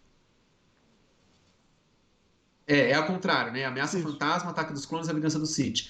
Essa trilogia já não era grande coisa, mas pelo menos ela mantinha o clima Star Wars, porque era o George Lucas que estava ali. Agora, essa nova trilogia, eu não sinto cheiro nenhum de Star Wars, parece que é Parece uma um farsa, fanfic, né? porque Um não fan adianta filme. ter. É. Parece, exatamente, você definiu bem. Parece uma coisa, uma homenagem que alguém quer fazer, mas não é o negócio. Então eu não considero essa trilogia como parte da saga. Eu acho que é muito mais. Até a Caravana da Eita, Coragem, sabe esse tipo de aí filme não, dos anos Luiz. 80? Não, Caravana da Coragem, ou os Ewoks, não sei das quantas, esses filminhos aí paralelos, até esses filmes são mais Star Wars do que essa nova trilogia. Porque tinha o George Lucas por trás, ele tinha o dom, Ele é ruim só de ele dirigir, mas sabia ele como sabia lidar. contar a história, né? Mas ele não é ruim de dirigir. Você viu os filmes Putz, dele antes de Star Wars? eu THX tentei assistir esse 1138 Loucura de Loucuras de Verão Verão? São 10 vezes. Não tô obras-primas. te brincando. 10 vezes. Eu não consegui passar de 10 minutos do filme. Não Ah, não é consegui. possível. Olha, eu me esforcei. Eu falei, Gente, eu não tô preciso, não tenho que acreditando. assistir. Não foi. A gente tá. Essa nossa conversa tem que chamar conflito constante, porque tudo que eu Ué, falo você é que eu não discorda e consegui mesmo. vice-versa. Você não gosta de Não é Loucuras de Verão? preconceito. Eu Mas é uma tentei, obra-prima. mas não Meu foi. Deus. O filme é arrastado. O THX eu gostei, hein? Nossa, bom. THX gostei. Olha, o Loucuras de Verão é um dos filmes da minha vida, é um dos Olha. filmes seminais da minha vida. Mas você Então, assistiu quando você era pequeno. eu sei que tem gente que não gosta. Não, não, não. Eu já revi o filme 500 milhões de vezes e ele continua vivo pra mim. Então, eu já fiz essa experiência. Eu não assisti quando era criança. Eu vi o American Graffiti a primeira vez quando eu tinha 14 anos na televisão. Eu já esperava muito desse filme, eu já esperava para ver esse filme, eu já queria conhecer o filme, e na época não existia esse filme nem em vídeo, né? A gente tá falando dos anos 80, né? Não tinha esse filme em VHS, não existia DVD, nem TV a cabo, nem internet, nem nada. Então era um filme antigo, que já tinha 15 anos de idade, o filme, né? Porque o filme é de 73. E aí, por volta de 88, 89, passou na Globo no Corujão. Eu gravei numa fita VHS, tenho até hoje essa gravação, porque, sim, uma relação afetiva, né? Mas, de qualquer forma, eu acho um filme genial. E, assim, o filme tem muitos méritos, né? E, primeiro, que prova isso, que o George Lucas é um bom diretor de atores. É um filme de atores, basicamente, né? Um elenco de 10 atores jovens, atores inexperientes. Mesmo o Richard Dreyfuss, que é o protagonista, naquele momento ele tinha feito pouquíssimos filmes, né? Foi antes dele fazer Tubarão, inclusive. Então, o George Lucas consegue manipular esses atores jovens de uma maneira muito interessante. Os atores estão ótimos. A história, o roteiro é um roteiro de crônica, claro, não é um grande roteiro. É um roteiro sobre jovens na passagem. É o famoso, né, passagem da vida adulta, que é um tipo de roteiro que tem aos milhares no cinema mundial. Inclusive o Fellini tem um filme que o George Lucas diz que é referência para American Graffiti, para Loucura de Verão, que é Os Boas-Vidas, que é Olha. o quarto filme do Fellini. Não, o quarto não, o terceiro. Os Boas-Vidas e Vitelloni, de 53, é muito parecido com American Graffiti, Loucuras de Verão, que o George Lucas fez 20 anos depois nos Estados Unidos. Quer dizer, é o contrário, né? O Loucuras de Verão que é parecido com Os Boas-Vidas, 20 anos depois, né? Só que o Fellini ele situa o filme na cidade natal dele, que é a Rimini, né, no interior da Itália, e o George Lucas coloca no interior da Califórnia, que é de onde ele veio, né? Modesto, Califórnia. Então, mas o Loucuras de Verão do George Lucas, ele se reporta a esses filmes sobre jovens transitando para a vida adulta e ele lança uma série de outros filmes depois que vão copiar American Graffiti, né? Esses filmes americanos de turmas de jovens que passam uma última noite antes de ir para o exército, uma última noite antes de ir para a faculdade, todos esses filmes são tributários do Loucuras É de Verão do verdade. George Faz Lucas. sentido. Tem um monte, né? Os exemplos são inúmeros. Mesmo coisas como no Brasil a minissérie Anos Dourados, por exemplo, que a Globo fez em 86, do Gilberto Braga, é totalmente inspirado em Loucuras de Verão. A diferença é que Loucuras de Verão se passa em 62 e a minissérie Anos Dourados é anos 50, é É. antes ainda, né? Faz sentido, Mas é faz muito sentido. É, parecido realmente. em vários aspectos. Tem aquele Então, Porques, o último americano virgem, tudo esse isso. formato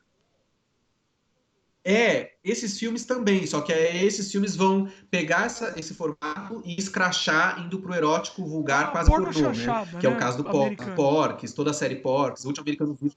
Vira seriam as pornochanchadas americanas, O Último Americano Virgem, tem várias nessa linha.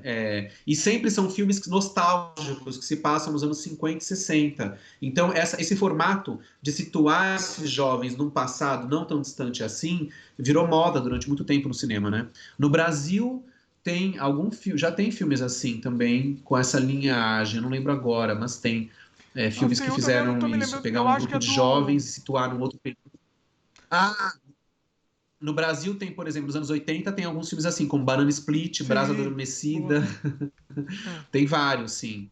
E vão nessa linha de pegar e situar os personagens jovens nos anos 50, anos 60. Ah, tem uma pornochanchada brasileira, inclusive muito boa, por sinal, que é Os Bons Tempos Voltaram, Vamos Gozar Ó, Outra esse é Vez, de grande 84, clássico, pois é. que é assim, exatamente assim.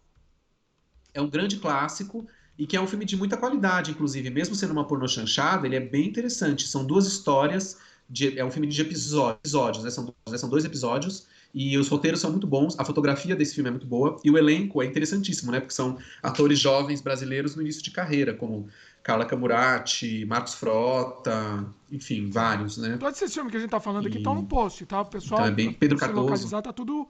Tô anotando tudo pra ir pro post. O que mais você tem de indicação aí, Luffy? Mas eu fiquei chocado que você não gosta. Mas calma, a gente já falou de tudo, mas eu fiquei chocado que você Então, não não é gosta que eu de não Loucura de gosto, Verão. veja Minha bem, não é que eu não nossa! gosto. Deixa eu Tenta ver me de dar uma novo Loucura de desculpa aqui. Eu não consegui avançar. O filme, ele assim, como ele começa tão lento, eu tentei dar várias chances, mas não foi. Mas eu vou, ainda vou. Eu ainda vou, Mas não prometo. começa lento. Ele não começa lento, ele Nossa. começa ótimo. Mas enfim, eu reconheço que tem gente que não gosta. Uma vez eu assisti esse filme com um amigo no cinema, numa mostra que passou esse filme, e ele saiu falando que o filme era apenas uma jukebox de ótimas músicas. Eu fiquei horrorizado. E outro dia uma pessoa também eu vi no Facebook uma pessoa colocando, ai, assisti agora, finalmente, depois de tanta gente me falar, okzinho. Eu achei um absurdo a pessoa falar okzinho. Para mim, Ó, não é querendo ser arrogante, mas uma pessoa que classifica Loucura de Verão como okzinho é porque ela tá sem noção de repertório de cinema, porque você tem que entender o filme para você falar alguma coisa. Você não pode falar que Loucura de Verão é okzinho. Você pode até falar, não gostei, achei lento, sei lá. Mas classificar ele de okzinho, eu acho esse comentário mas eu muito acho que você tá pobre da com a pessoa. nostalgia te Não vai me dizer que você nublando achou aí. okzinho. Eu acho, tem um pouco. Não estou, não estou. Eu digo isso porque eu já revi o filme várias vezes. Eu tenho vários DVDs desse filme em versões diferentes. Tem uma versão que tem um widescreen, que é aquele 70 mm, que é quase um É. retângulo na tela, sabe? Retângulo não, fica uma faixa. Tá tudo preto. Então você vê toda a cinematografia do filme, todo o trabalho de câmera que foi feito para o filme. Eu assisti documentários sobre American Graffiti, aí você entende a mecânica do filme, por que, que ele fez daquele jeito. Quando você começa a desvendar os bastidores desse tipo de filme, você passa a respeitar ainda mais o filme, porque não é só aquilo que você viu, é aquilo que eu falei. Como que é fazer esse filme? Olha o trabalho que o cara. Não estou dizendo só pelo trabalho. Ai, olha o trabalho que o cara teve. Então vamos Não, valorizar só não. porque ele teve É pela trabalho. Não é qualidade. isso. Mas assim, tem muitas coisas por trás de um filme. Isso que eu acho muito É. interessante. É claro que eu tenho uma relação afetiva com esse filme. Eu tenho, não nego. Mas ainda assim, se eu limpasse a parte afetiva, ainda assim eu acho que ficava uma impressão boa de um filme de qualidade, um filme que fez uma proposta muito interessante e que tanto é que lançou uma moda de Foi muitos um filmes sucesso. derivados Foi um dele. sucesso, Então ele virou uma matriz. quando lançou. Foi um grande sucesso, né? Tudo bem também que o sucesso não é garantia de qualidade, porque há muito tempo, né, que Obviamente. qualidade e sucesso não, não andam juntos, necessariamente. Mas no caso do American Graffiti, eu acho que sim. É um filme pequeno, um filme que foi feito com 500 mil dólares, é uma produção do Coppola, inclusive. Quando o filme ficou pronto, a Universal olhou o filme e falou: não queremos esse filme, ficou uma bosta. Aí o próprio Coppola, que era o produtor do filme, ofereceu para a Universal: então eu compro o filme inteiro e eu vou ser o dono do filme, porque para mim ele vale. Aí a Universal ficou com medo. Eles quase lançaram o filme direto na televisão, como um telefilme. E aí o Coppola convenceu, não, vamos lançar no cinema. Lançou no cinema e foi aquele estouro, foi indicado a 5 Oscars, inclusive melhor filme. E foi graças ao sucesso desse filme que o George Lucas então pôde Ganhou fazer a Star Wars. chancela, Isso né? todo mundo sabe, porque ele ganhou a chancela, porque ele ficou tão famoso com esse filme que os estúdios disputavam ele. Aí ele levou para, já que ele tinha feito American Graffiti pela Universal, ele foi levar para a Universal a trilogia Star Wars que ele já tinha esboçado. E a Universal não quis, falou: não, isso aí é muita maluquice. Aí ele foi parar na Fox, que foi quem comprou a ideia, e foi aí o resto da história, né? Mas mesmo com o sucesso do American Graffiti, ele teve dificuldades para porque implantar o Star Wars, né? muito caro, E né? esse negócio dos estúdios. E era muita loucura, ninguém acreditava que aquilo fosse dar certo, fosse funcionar. Era uma coisa demodê, era considerado demodê aquele tipo de filme. Era praticamente filme de capa espada, intergaláctico, que não se fazia desde os anos 40, com aqueles Flash Gordons antigos, né? E aí ele revolucionou trazendo isso. Mas nessa época os estúdios, as pessoas, os cineastas tinham que mesmo esses cineastas quando ficavam consagrados, mudavam de estúdio porque o estúdio não queria o projeto. Por exemplo, o Spielberg fez Tubarão também na Universal, né? Foi aquele sucesso estrondoso. Aí ele falou: então agora eu vou fazer Contatos Imediatos de Terceiro Grau. Aí a Universal não quis, falar: não, a gente não quer essa maluquice de disco voador. Aí ele foi para Columbia, foi onde o filme foi feito, né? Nossa, não, Então olha, eles depois do mudavam sucesso do Tubarão, eles não queriam contatos imediatos, olha só. Que interessante. Mesmo assim, olha que loucura. O Tubarão foi o filme mais bizarro em termos de sucesso naquele momento, e o Spielberg então quis fazer o Contatos Imediatos, e a Universal não quis o filme, e aí ele foi bater na porta da Columbia Pictures, que foi quem produziu o filme. Aí ele fez o filme na Columbia. Aí depois ele volta para a Universal para fazer aquele filme dele, 1941, Nossa. Uma Guerra Muito Você não vai Louca, falar que é um bem desse fracasso, não, né, né? Luffy? Uma comédia. Esse é ruim. Você não vai falar bem desse, não. Oi? Não, esse é ruim E não, mesmo. meu, aqui foi, Esse é ruim. concordamos. Esse é ruim. Aliás, o Spielberg tem. A gente faltou falar isso. Você tem razão num ponto. O Spielberg ele não é bom de comédia. Ele não é um bom diretor de comédias. Ele é um bom diretor de filmes de ação, ficção científica e drama lacrimoso, melodramas. É isso que ele é bom. Comédia não, porque toda vez que ele tentou fazer comédia deu errado. Então, por exemplo, tem outras também. Por exemplo, 1941 é uma comédia, não deu certo. Difícil, hein? Difícil de assistir. Aquele filme. É ruim mesmo esse filme, não é bom. E olha que tinha um elenco incrível, né? Mas não é um bom filme. Ele fez outras comédias, mas não deram certo. O Prenda-me se for capaz, não é tanto comédia, é mais ação, né? Então por isso que funciona. Por isso, porque se fosse calcado só na comédia, não funcionaria. Então, nesse ponto, então, o Spielberg, se a gente puder apontar uma coisa que ele não consegue fazer direito, é comédia. Ele não tem a mão boa para comédia. Ele não é bom para a isso. limitação, né? Que não, é importante, sim, sem assim, sem zoar, assim, sem zoeira, assim. Ele bom, não sou bom para comédia, vou me dedicar no que eu sou melhor, né? Melhor. Você vai fazer o seu melhor. É como o Hitchcock. Os filmes do Hitchcock eram engraçados, mas eram suspense em primeiro lugar, mas eventualmente eram engraçados. Era aquele já humor, indiscreto é muito engraçado, ácido, um filme assim, engraçado. O Terceiro Tiro do Hitchcock é uma comédia, Ladrão de Casaca também. Ele tem filmes muito interessantes que são cômicos, né? Que não são pesados, como Psicose, que já é um filme pesado, né? Ou Frenesi, enfim. O último filme do Hitchcock é cômico, que é Trama Macabra. É um suspense, mas é cômico também. Então, depende. É que o Hitchcock era inglês, né? Os britânicos têm esse humor cínico e ácido e que funciona muito bem em filmes de terror e suspense, né? Esse humorzinho, né? Tem grandes filmes de terror, você sabe disso melhor que eu. Filmes de terror ingleses dos anos 30, 40 e 50 principalmente, que são assustadores, mas são também muito engraçados, né? Aquele do boneco, você já viu esse do boneco? Que o cara tem um boneco de ventríloco? Eu acho que como que chama? É assustador esse nome? filme. Que o boneco cria...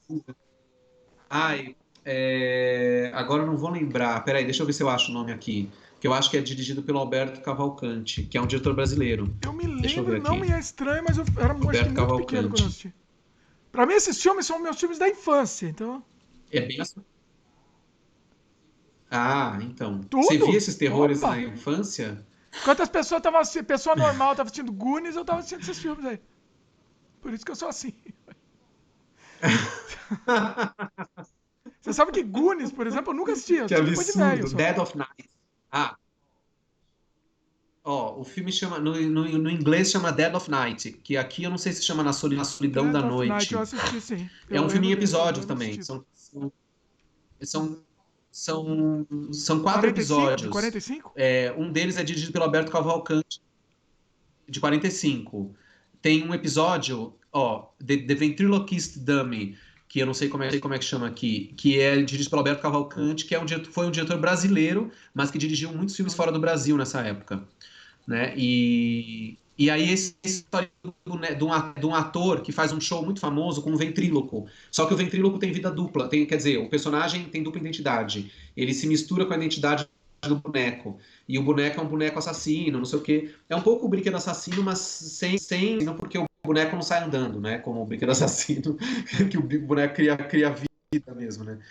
Então ele tá sempre dependendo do ator. Mas é um filme sinistro, é um filme bem assustador e ao mesmo tempo é engraçado, né? Tem esse humor sórdido no filme, né? Nossa, faz muito tempo que eu não assisti ele, eu vou reassistir, porque agora você me despertou uma memória aqui absurda. Eu vou reassistir esse filme. E tem um outro episódio. E tem um episódio também nesse filme, porque, como eu disse, é um filme de vários episódios, né? Tem um episódio que é bizarro também, que é um cara que vai para uma casa de campo. Essa história é bem assustadora. Ele vai para uma casa de campo, quando ele entra lá, ele encontra um monte de gente que ele nunca viu na vida, só que ele falou, mas eu já estive aqui, você vai falar isso, você vai falar aquilo. Ele tinha sonhado com aquilo, e aí ele tá lá. E aí as pessoas. Aí eu não lembro exatamente a trama, mas é muito sinistro também esse daí. E é de dia, né? Ele tá numa casa de campo de dia, mas mesmo assim o filme é super assustador. Porque tem essa ideia de que você já esteve lá, né? Mas como assim? Será que eu morri? Essas pessoas estão mortas? E aí cada um começa a contar uma história, né? E uma história macabra nessa casa. Enfim, é bem, Você vê bem maluco que o ele filme. influenciou muito o que veio De depois, 40... né? Que essas ideias acabaram sendo reusadas, né? Sim. E eu acho que esse filme tem coisas baseadas no Edgar Allan Tem Poe, cara. inclusive. É verdade. Eu não tenho certeza agora, mas... Ah, Não, aqui no pelo menos IMDb, não é Edgar inspirar, Allan Poe. assim, É em termos de baseado em... influência, teve. Não, é baseado em coisas de H.G. Wells, né, que é um escritor famoso, Angus MacPhail, John Baynes, não tem Edgar Allan Poe aqui. Mas, de qualquer forma, tem muitos filmes de terror e suspense dessa época, dos anos 40, que eram baseados em Edgar Allan Poe, né? Muitos. E sim, como você disse, lançaram as bases para muitos filmes de terror que viriam depois. E essa é uma outra dica interessante para maratona agora, para quarentena. Maratona não, para quarentena. Assistir clássicos do terror de todas as épocas. Né? Só não pode ser. Essa dica não é boa para quem é muito, muito paranoico, que é o meu caso, porque daí você tá na quarentena, aí você começa a ver essas Eu coisas, não tô pode não ser assistindo, bom. eu tava Então assistindo, tem que eu contei ver se a num pessoa outro tem podcast, eu estômago. comecei a assistir Walking Dead. Maratonar Walking Dead. Antes, não, mas um pouco antes da quarentena. Aí Não é um bom começou a momento. quarentena e eu comecei a ficar mal com isso, entendeu? Assim, eu parei, deixa um pouco, depois continuo. Porque não dá. É muito. Então, tem que ver se a pessoa aguenta, porque a gente já está numa situação estranha, né? Uma situação angustiante. Aí vai ver filmes de, por exemplo, eu não estou vendo filme de epidemia, isso eu me Também. recuso, epidemia de contágio, porque eu não quero ficar ainda mais preocupado do que eu já estou, né? Então, Pois é. eu estou evitando. Paranoica. A paranoia veio na cabeça. É Vem na loucura. cabeça. Mas enfim, para terminar, eu queria dar, posso fazer meu jabá particular? Pera, pode fazer o jabá, eu já ia te chamar o jabá. A última voz, antes do jabá. Deixa eu falar aqui. Você comentou do Coppola. E o Coppola? O Coppola sumiu, né? Não, o Coppola, qual foi o último filme? Deixa eu ver O aqui no Coppola, assim, MDB. é triste o que aconteceu com ele. Ele fez um filme chamado Twixt, que foi um fracasso e parece que a crítica falou que o filme... Eu não assisti, mas parece que falou que o filme era um lixo. A crítica acabou com o filme. Peraí, deixa eu ver. Bom, eu acho que o Coppola é um grande diretor, obviamente. O Sim. último filme dele que eu vi, ele quase não dirige Pois mais, é. né? Ele fez um filme chamado O Homem que Fazia Chover, em 97, que eu acho mediano. Depois ele fez um Youth, Without Youth, em 2007, que eu não conheço. Esse Tetro, em 2009, é muito bom, eu vi no É cinema, é um bom? filme em preto e branco. É bom, com a Carmen Maura, a atriz espanhola do Almodóvar lá. Legal. Aí esse Twixt, e nem de Distant Vision. Não vi esses filmes, nem sei que filmes são Tá esses. vendo? É que Confesso todos minha eles ignorância. foram um fracasso. Foram um fracasso. Não significa que o filme é Então, ruim, mas já o em termos de Scorsese, bilheteria, né? O Scorsese continua em alta. Você viu o Irlandês, O o que mais você recente achou? dele? Tem 3 horas e meia. Eu achei bom, não achei brilhante, mas achei bom. Eu acho que ele mantém a qualidade do Scorsese, o Scorsese, essa tradição de filmes de máfia do Scorsese, né, como Os Bons Companheiros, esses filmes todos, Cassino, né? Então, eu acho que o Scorsese não é um filme digno, mas eu não acho assim brilhante, né? Não, é a arte do Scorsese. Mas em termos de obra-prima do Scorsese, eu acho que a mais recente é o Lobo de Rayburn, o Lobo de Wall Street, que eu acho um filme, uma obra-prima, né? Sim. Aquilo é uma coisa incrível. Aquilo é uma prova do Scorsese vivo. Um cara com a idade dele fazer aquele filme com aquela energia, com a idade que ele tem, né? Sim. Porque o Leonardo DiCaprio nesse filme é quase não um fantoche no mau sentido, mas ele é quase um Scorsese ali se manifestando. É muita energia, né? Então eu acho Lobo de Wall Street um filme incrível, né? Um grande filme, um dos melhores momentos do Leonardo DiCaprio e do Scorsese também, né? Sim, sim, com certeza. Mas Mas o irlandês, você eu achou. já O que você achou? Você achou muito longo? Eu assisti tipo uma série. Eu assisti acho que em 4 vezes. E aí pra mim funcionou. Eu disse, não. eu assisti em 2 noites. Eu assisti em duas Olha noites. lá, ninguém O filme consegue tem assistir três de uma horas e vez. meia. Não, tem gente que eu conheço que viu de uma Mas é vez. difícil, Eu né? vi em Porque duas aí noites. você acaba Um perdendo, dia você eu perde, né? Ó. É, eu assisti um dia eu assisti 2 horas de filme, no outro dia 1 hora e meia, pronto, matei a pau. Um dia atrás do outro também. Não dá pra dar uma distância, senão você se desconecta do filme. É, Então eu vi uma noite, na noite seguinte eu terminei. sim. Então, Tem eu que ser na achei assim, é um sequência. bom filme, como eu disse, é um filme de qualidade, com bons atores, com uma boa fotografia, com uma excelente reconstituição de época, né, muito precisa. Então é bem interessante. Elenco, já falei do elenco, elenco ótimo. O De Niro, eu não gosto do Robert De Niro, né? Eu acho ele repetitivo, mas eu acho que ele tá bem no filme. E ele tá repetitivo, tipo, E principalmente os filmes mais atuais. Ele, é a mesma coisa, é o mesmo personagem em todos os filmes, é é verdade. a mesma coisa. Quando ele começou a fazer comédia, A Máfia no Divã, um filme dele que eu acho horrível, começou Ele ali. faz aquela Ele fez cara, aquele né? Ele personagem. fica com a boca assim. É uma cara de bravo, assim. Exatamente. Ele criou Ele aquele fez A Máfia no timing lá que ele Divã. fica parado, colhendo com a cara de Exato. bunda. É verdade.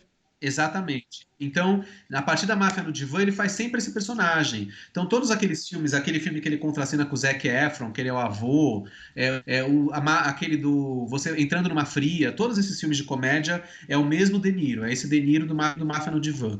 Então é um saco, é um porre, eu não aguento mais ver a cara dele. Sim. Só que no Irlandês, eu acho que ele conseguiu finalmente voltar para uma coisa mais séria, mais sutil até. Eu gostei da atuação dele. Agora, eu gostei mesmo dele no Coringa. Adorei Coringa. Você gostou do Coringa? Coringa eu não vi ainda. Não vi ainda. Ah, Eu não vi porque não saiu como ainda no assim? digital aqui. Tô esperando. Mas Não saiu não ainda? saiu ainda. Meu Tô Deus, esperando. mas Tô tá esperando atrasado sair. então. Eu não tenho pressa. O Coringa eu Então, não eu tenho gostei. pressa, mas eu quero assistir. Eu acho que eu vou gostar. Eu gostei muito do filme e o De Niro tá incrível. Ele faz uma participação especial e acho que ele tá ótimo ali. Ele Hum, conseguiu fazer uma coisa que não é nem essa comédia boba que a gente falou do Máfia no Divã e nem essa coisa da máfia antiga desses filmes como o Irlandês ou Os Bons Companheiros. Ele tá numa outra chave. É muito interessante. Gostei da atuação. Mas é uma participação sim. especial, claro, né? Praticamente uma ponta de luxo. Não é um papel, né? O filme realmente é do Joaquim Phoenix, que é o Sim. protagonista absoluto. Mas Vamos lá, então, vamos e pro o jabá. Jabá? Vamos pro Tá na jabá. hora do Nosso programa tá Jabá. cumprido, inclusive. Vai lá, Luffy. Manda Cumprido, deixa todos eu os só. jabás Peraí, deixa eu possíveis e fechar a porta imagináveis aí. Manda aí. só vou fechar a porta de novo, Vai porque lá. abriram. O barulho fica complicado para gravar vídeos. Vamos esperar enquanto o Luffy vai lá fechar. Já volta. Tô enrolando aqui. Vamos lá.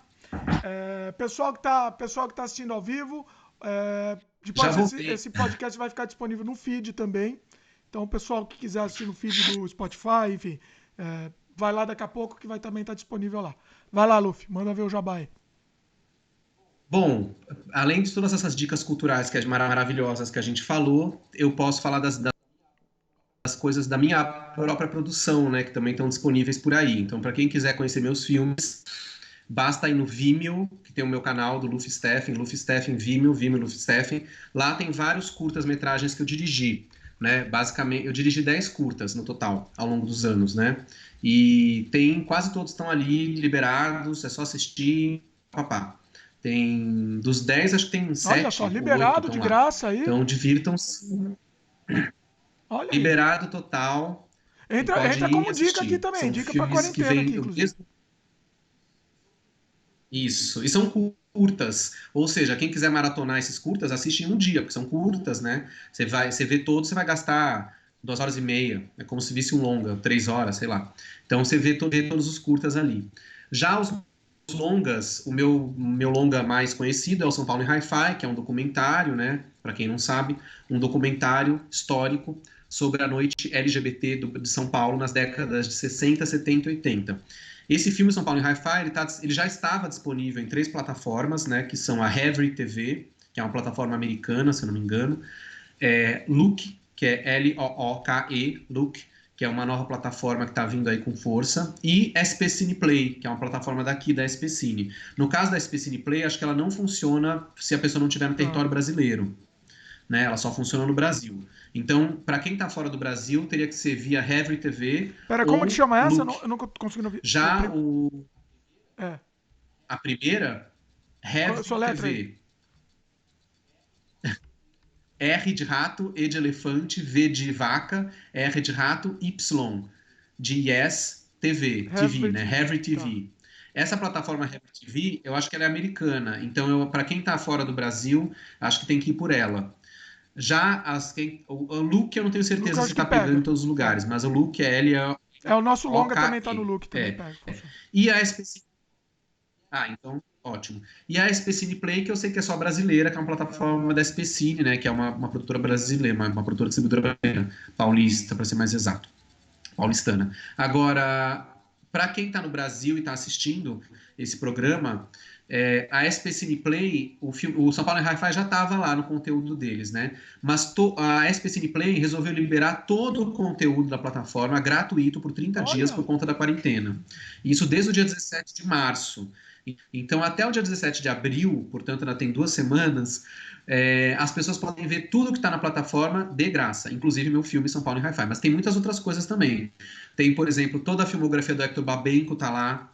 A filmografia da Ana Carolina, diretora brasileira, também está lá. São filmografias que eu recomendo também. Hector Babenco e brasileiros. Quer dizer, o Hector Babenco era argentino, mas o Praticamente trabalho dele brasileiro. basicamente foi É. no Brasil, né, radicado no Brasil. E a Ana Carolina, uma grande cineasta, que eu gosto muito, fez grandes filmes dos anos 70 e 80, principalmente. Olha só, Então, pior que a só espécie, no Brasil, né? Você me deixou agora com vontade, eu não vou poder assistir.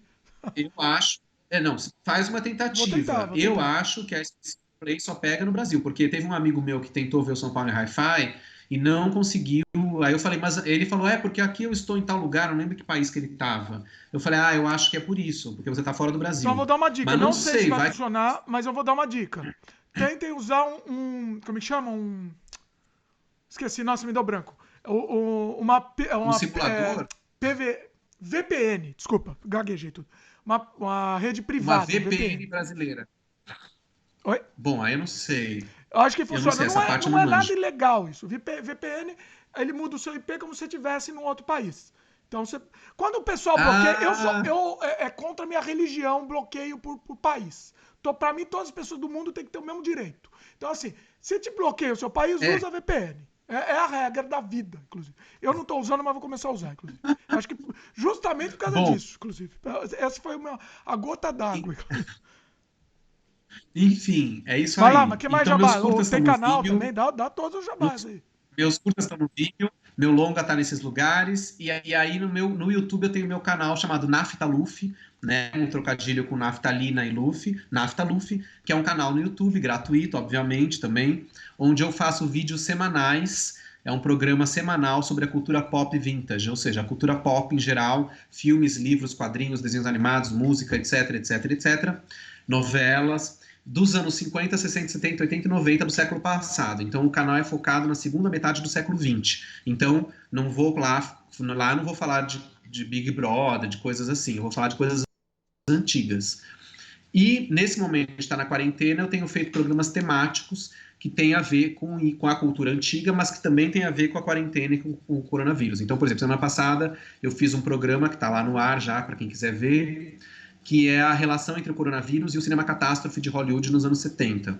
Um programa bem interessante. Então, eu analisei filmes como Aeroporto, Inferno na Torre, O Destino do Poseidon, e a semelhança que tem das situações vividas nesse filme com o que a gente está vivendo hoje em termos de comportamento social diante da pandemia. E amanhã eu vou postar um que é sobre a série A Armação Ilimitada, uma série da TV Globo dos anos 80, que fez um episódio em 1986 chamado É o Fim do Mundo, falando sobre uma quarentena, né? Só que lá, no caso, eles vão para a quarentena para se proteger de uma guerra nuclear. Que era o Mas grande, tem muito a ver com o que a gente grande tá medo dos anos 80, né? Até porque tinha acabado de acontecer, o episódio foi ao ar em agosto de 86 na Globo, e tinha acabado de acontecer o acidente de Chernobyl em abril daquele mesmo ano. Então o gancho era essa coisa nuclear mesmo, né? O medo era esse. Então, mas de qualquer forma, independente do motivo, a quarentena existe. Eles vão para baixo da terra e ficam 2 meses dentro de um abrigo nuclear. Então, o episódio é muito engraçado e ao mesmo tempo muito assustador. E visto hoje, 34 anos depois, ele é profético em muitos momentos. Então, eu analisei esse episódio dentro do meu programa. A gente vai entrar no ar nessa sexta-feira, dia 3 de abril, que é para quem está vendo depois, já entrou, né? Mas é que hoje é dia 2. Inclusive, o link também tá no então, post. Já não sei se já O tá link do canal do Luffy tá no post. Naftaluf, sigam meu canal, vejam os vídeos, façam comentários, críticas, sugestões, etc, etc e etc. E você também tem o canal de novela também, né? Bom, aí é o canal do Nilson Xavier, meu colega. Nilson Xavier tem um canal no YouTube chamado Nilson Xavier. Para quem não conhece o Nilson, ele é talvez o maior especialista em novelas do Brasil. Ele tem um site chamado Teledramaturgia, que aí sim, não é um dos, é o mais importante, mais completo, né? Teledramaturgia.com.br, que é um site completíssimo sobre telenovelas brasileiras, não só da Globo, novelas de várias emissoras, Tupi, Manchete, novela de emissoras que já acabaram, inclusive.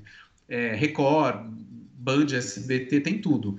O Teledramaturgia já é um site completíssimo. E o Nilson tem um canal dele no YouTube, onde a gente faz vídeos em dupla, eu e ele, comentando novelas antigas também. A ideia é falar da história das novelas, né? Também não é para comentar novelas atuais, é novelas antigas. E aí a gente faz vídeos em dupla que entram no canal dele. Alguns desses vídeos eu coloquei no meu canal também, mas agora eu não estou mais fazendo isso, então só para as pessoas não confundirem, quem quiser acompanhar esse trabalho que a gente faz em dupla, eu e ele, é no canal dele mesmo, Nilson Xavier. E o meu, o Naftaluf, que aí é uma coisa mais geral, não é só sobre novelas. Muito bom. Todos os links, Pronto, tudo que o Luffy falou tá aqui no post, bastante tá? coisa. Você entra aqui, tá já direto, fica mais fácil. Não precisa nem anotar nada, tá tudo no post aqui. E vale a pena, a gente recomenda. E o Luffy também tá lutando aí pra finalizar um longa, né, Luffy?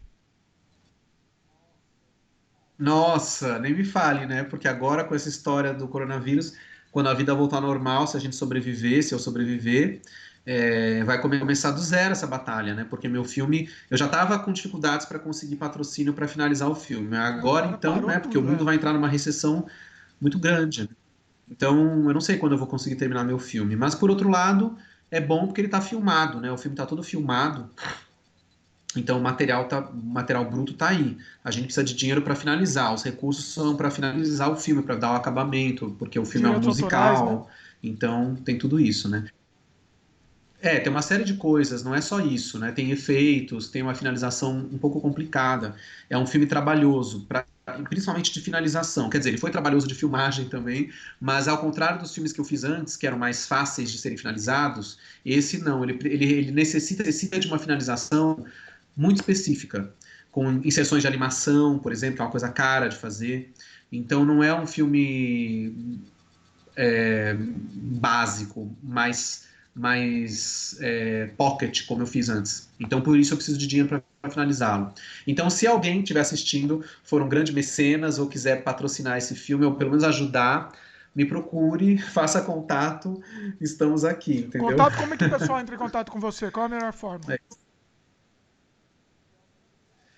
Pelas redes sociais, Facebook, Luffy Steffen, ou Instagram, onde eu estou como Luffy Lufístico, você pode pôr também aí os letreiros. E no YouTube também posso responder por lá, pelo Naftaluf, são as melhores formas de entrar em contato. Mas para quem quiser saber mais sobre o meu filme, ele se chama Nós Somos o Amanhã, tem uma página no Facebook e uma página no Instagram também, um perfil no Instagram. Dá para saber mais sobre o filme nesses lugares. Nós Somos o Amanhã. Nós Somos o Amanhã. Facebook e Instagram. Instagram. Espero que a gente seja mesmo, que o amanhã exista e que a gente esteja lá para contar essa história. Vamos torcer para que amanhã exista, exatamente. O nome do filme é bem profético, inclusive. Se houver Nós somos amanhã, subtítulo, Se Houver Amanhã, que é um livro do Sidney Sheldon. Né? Agora eu vou dar uma dica que eu não li. Minha mãe, que lia livros do Sidney Sheldon quando era criança, leu todos aqueles Sei. livros do Sidney Sheldon. O Reverso da Medalha, A Ilha dos Anjos, O Outro Lado da Meia-Noite. E aí tinha um que chamava Se E- Houver Amanhã. Olha aí, olha aí. Mas tá Horror. perfeito. Esse pode ser o título, né, da nossa vida hoje em dia. Complicado. Se Houver Amanhã. Não, mas é que o título do seu... Ah, não, Não, não o não, para nossa podcast, né? Porque o vida, né? Se podcast a gente está houver. aqui agora. Falar uma coisa pra vocês.